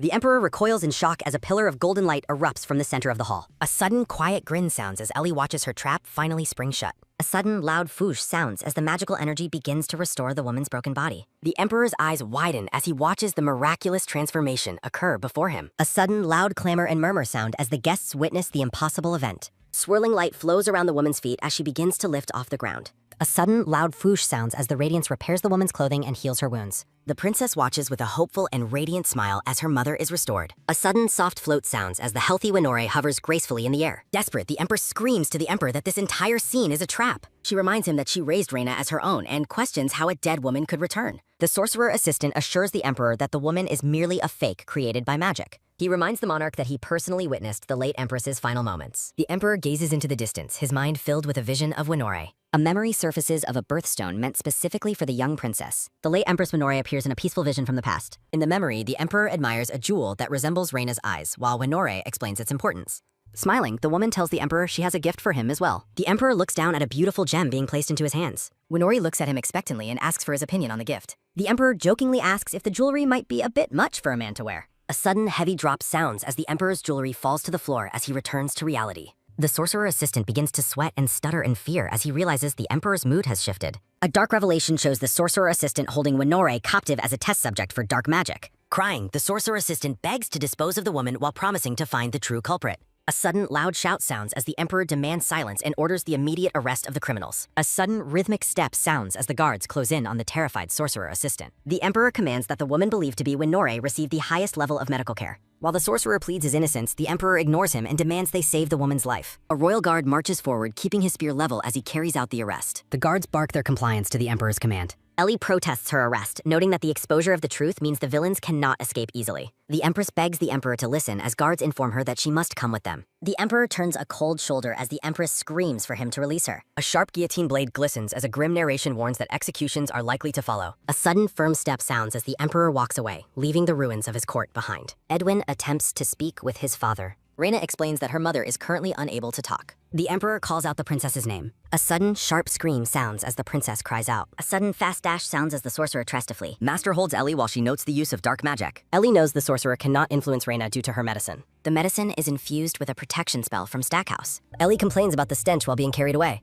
Ellie identifies the sorcerer's magic as the power of amnesia. A sudden, firm struggle sounds as Ellie demands her freedom. A sudden, quick step sounds as the girl hits the ground. She is determined to prevent the amnesia magic from working. Ellie sprints across the open palace grounds. A sudden tight grab sounds as the power of amnesia persists. A sudden fast dash sounds as the sorcerer orders ahead. Tragic visions suggest history is repeating its dark cycle. A sudden powerful raise sounds as Allie activates her wand. Blanco asks if the master purchased a wand for Heli. A sudden deep rumble sounds as a magical blast fires. The sorcerer looks up as the energy beam approaches. A sudden bright flash sounds as a ring begins to glow. A sudden loud boom sounds as a massive explosion occurs. A sudden heavy rumble sounds as the sorcerer casts a spell. A sudden sharp crack sounds as an eye reflects the way. Ellie notices that her mana stone is starting to fracture. A sudden loud froosh sounds as the sorcerer confronts his attacker. A sudden quick step sounds as a boot strikes pavement. A sudden loud vroom sounds as the master faces the orb. Shards of magic float around a wide-eyed Ellie. A sudden quick tap sounds as a finger touches magic. The master instructs everyone to take a step back. A sudden violent blast sounds as red energy rockets upward. The intense magical energy surges through the air. A sudden loud scream sounds as the princess reacts to the scene. A sudden heavy thud sounds as charred remains hit the floor. Longco remarks that the current situation is far from ideal. A sudden heavy stomp sounds as guards question the Emperor's safety. A notification mentions the detection of a surge of demonic energy. The Emperor is surprised by the mention of demonic energy. A sudden sharp raise sounds as the master's red eye glows. A sudden loud froosh sounds as a massive presence appears.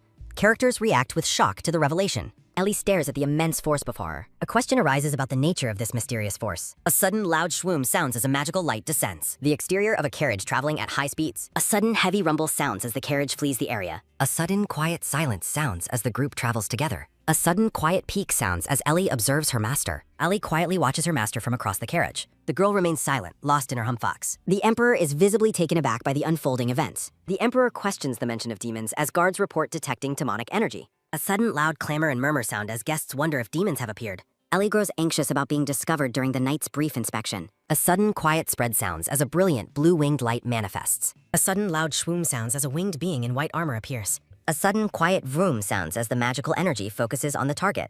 The knight finds no abnormal energy and declares the man a regular human. Ellie concludes that the individual must have been possessed by a demon. Thoughts turn to the use of magic that manipulates people's memories. A glowing mark is visible on the back of the master's neck. Ellie's red eyes narrow as she analyzes the situation. She recalls a demon's explanation about how they disguise themselves as humans. The memory warns that such high-level magic carries a significant price. Ellie questions why the master would use such dangerous magic in this place. She wonders if the master is extremely wary of the Holy Nation's power. Master orders Ellie to keep her voice down as they prepare to move. Ellie recalls Baba mentioning that the master is searching for something related to the Holy Nation. The knights decide to transport the suspect to the Holy Nation to investigate demonic ties. Ellie calls out for them ASAP. The glowing princess begs the Templar Knights to use their healing powers on her mother. The knights apologize, explaining their divine protection is limited and cannot heal her. Reina desperately pleads for any other way to save her mother's life. Ellie recalls explaining that the mother requires specialized magical treatment. Reina is seen kneeling on the floor in a moment of utter desperation. The girl begs her mother to wake up and say something. Narration notes that it is only natural for the princess to be so worried. Edwin informs his father that their mother is in no condition to speak. A yellow snake stares forward with a blank and silent expression. Edwin confidently states that he has the power to save the woman. The Emperor is stunned as Edwin reaffirms his ability to heal the late Empress. A sudden sharp jolt sounds as Reina realizes the snake can save her mother. A sudden fast dash sounds as Reina rushes toward the center of all. Edwin calls out for help as the situation reaches a boiling point. A sudden heavy kneel sounds as Reina bows before Edwin and his companion. The episode title Surviving as the Devil's Child appears with credits. A sudden rhythmic shake sounds as the angry snake insults the Emperor. The snake indignantly asks if the Emperor intends to throw Ibn. While the Emperor questions the snake's power, Reina urges him to trust its healing abilities. Reina shows that her previous bite wound has been completely healed. The Emperor realizes the truth as the healing of old wounds is confirmed. A transition mentions that the situation hinges on this new revelation. The Emperor pieces together the testimonies regarding demons and the suspect's intentions. Reina looks up with a hopeful smile as she approaches her father. A sudden loud hiss sounds as the snake vows to make the Emperor regret his doubt. A sudden sharp bite sounds as Ellie notes that even Stackhouse's magic had limits. Dark energy swirls as Edwin and the snake prepare to heal the unconscious woman. A sudden loud fsh sounds as the healing process begins for Winare. Dark magical energy swirls as a sudden loud floosh sounds during the healing process. The Emperor is left breathless. Stunned onlookers watch the unfolding miracle. Reina observes the dark magical vapors. Someone questions if His Majesty is alright. Winare awakens, looking visibly exhausted. The Emperor pulls Winore into a desperate embrace while Reina watches them closely. Ellie credits House Cramore's foresight in capturing the magical snake. A sudden quiet sniffle sounds as Ellie acknowledges the snake's unique properties. Duke Brant asks if everyone is alright after the chaotic events. Ellie suggests leaving while privately questioning the implications of the memory-distorting magic. She worries that the master only resorted to such magic for her sake. A sudden firm clench sounds as she wonders what her next move should be. Ellie wonders what is going through Lucas's mind right now. She considers her safety since the swords of the Black Sea are focused on Lucas. Ellie addresses Duke Brant directly. The Emperor asks if there is anything Ellie wants in return for providing the healing snake. Ellie expresses a desire to repay him while privately thinking about the land of Lohan. Reina calls out to Ewing. Reina pulls Ellie into her hug. Reina thanks her with a wand's wow. A sudden bright flash sounds as the egg unexpectedly begins to glow. A sudden sharp smack sounds as a fragment of the egg hits Ellie in the face. While the Emperor checks on Reina, Ellie complains about being hit in the face. A sudden, soft peep sounds from the floor as the girls stare in surprise. Ellie gasps in excitement as she realizes the creature has finally hatched. A notification declares the birth of the immortal dragon.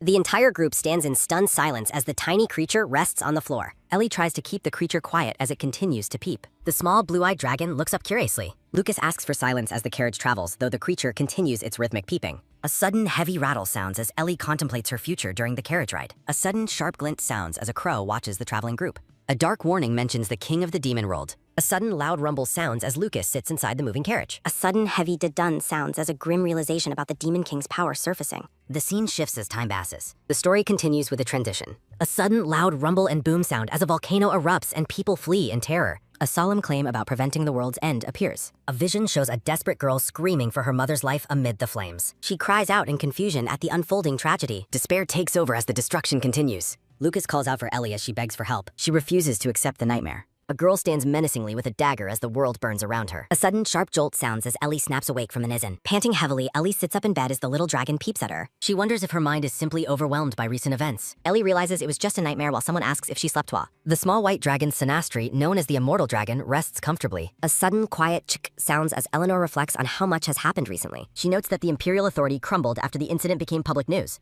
The white-haired girl reads that the entire country is now discussing the scandal. She recalls the demon-possessed assistant researching dark magic using the concubine as a subject. The report details secret communications between Her Majesty and Archduke Halland. The pink-haired man denies involvement while the woman blames the Archduke for the plan. Evidence came to light showing they provided ingredients for dark magic and other crimes. The public watches as the pink-haired man is brought to the guillotine for execution. A shadowy figure watches the execution from the back of the crowd. Eleanor reads that authorities are searching for whoever exposed the palace's secret truth.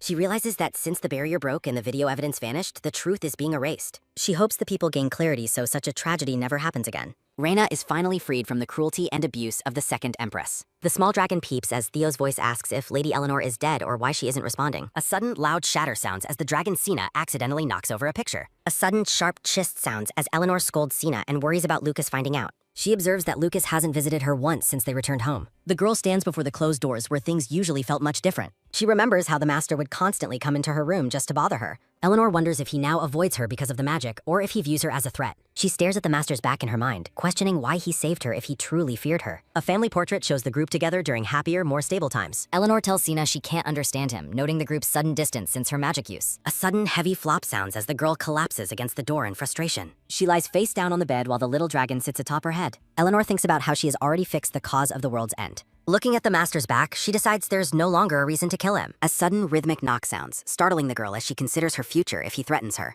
A sudden slow creak and bow sound as Theo enters, asking if his lady is all right. Eleanor explains she needed rest after the recent chaos and admits she's wary of the household. She wonders what becomes of Theo if she leaves, though he says he will follow her lead. Theo smiles and tells his lady that Sina is trying to tell her to cheer up. Eleanor realizes she relies on Theo to translate the dragon's strange peeping sounds. The boy looks at her with a steady and supportive expression. A sudden quiet sniffle sounds as she doubts the boy would believe she is actually Bliss. She considers that Theo might follow her even if he doesn't know the whole truth. The small white dragon wags its tail while looking up with wide blue eyes. Eleanor worries that if the boy flees with her, he will be turning his back on Lucas. Looking down at her feet, she questions if she truly has the power to protect him. A sudden quick spring sounds as Theo notices Sina standing up on Eleanor's head. A sudden light jump sounds as Eleanor thanks Sina for sensing her emotional distress. Theo suggests that they go outside to get some fresh air. Eleanor agrees that a change of scenery might help her clear her mind. A sudden low creak sounds as the girl peeks through the door and gasps. A sudden quiet hide sounds as she spots the others walking down the hallway together. The girl is shocked to overhear someone suggest locking her up so she cannot escape. Eleanor stands frozen at the door after hearing the disturbing suggestion. A sudden heavy dun sounds as she realizes the master can easily control her.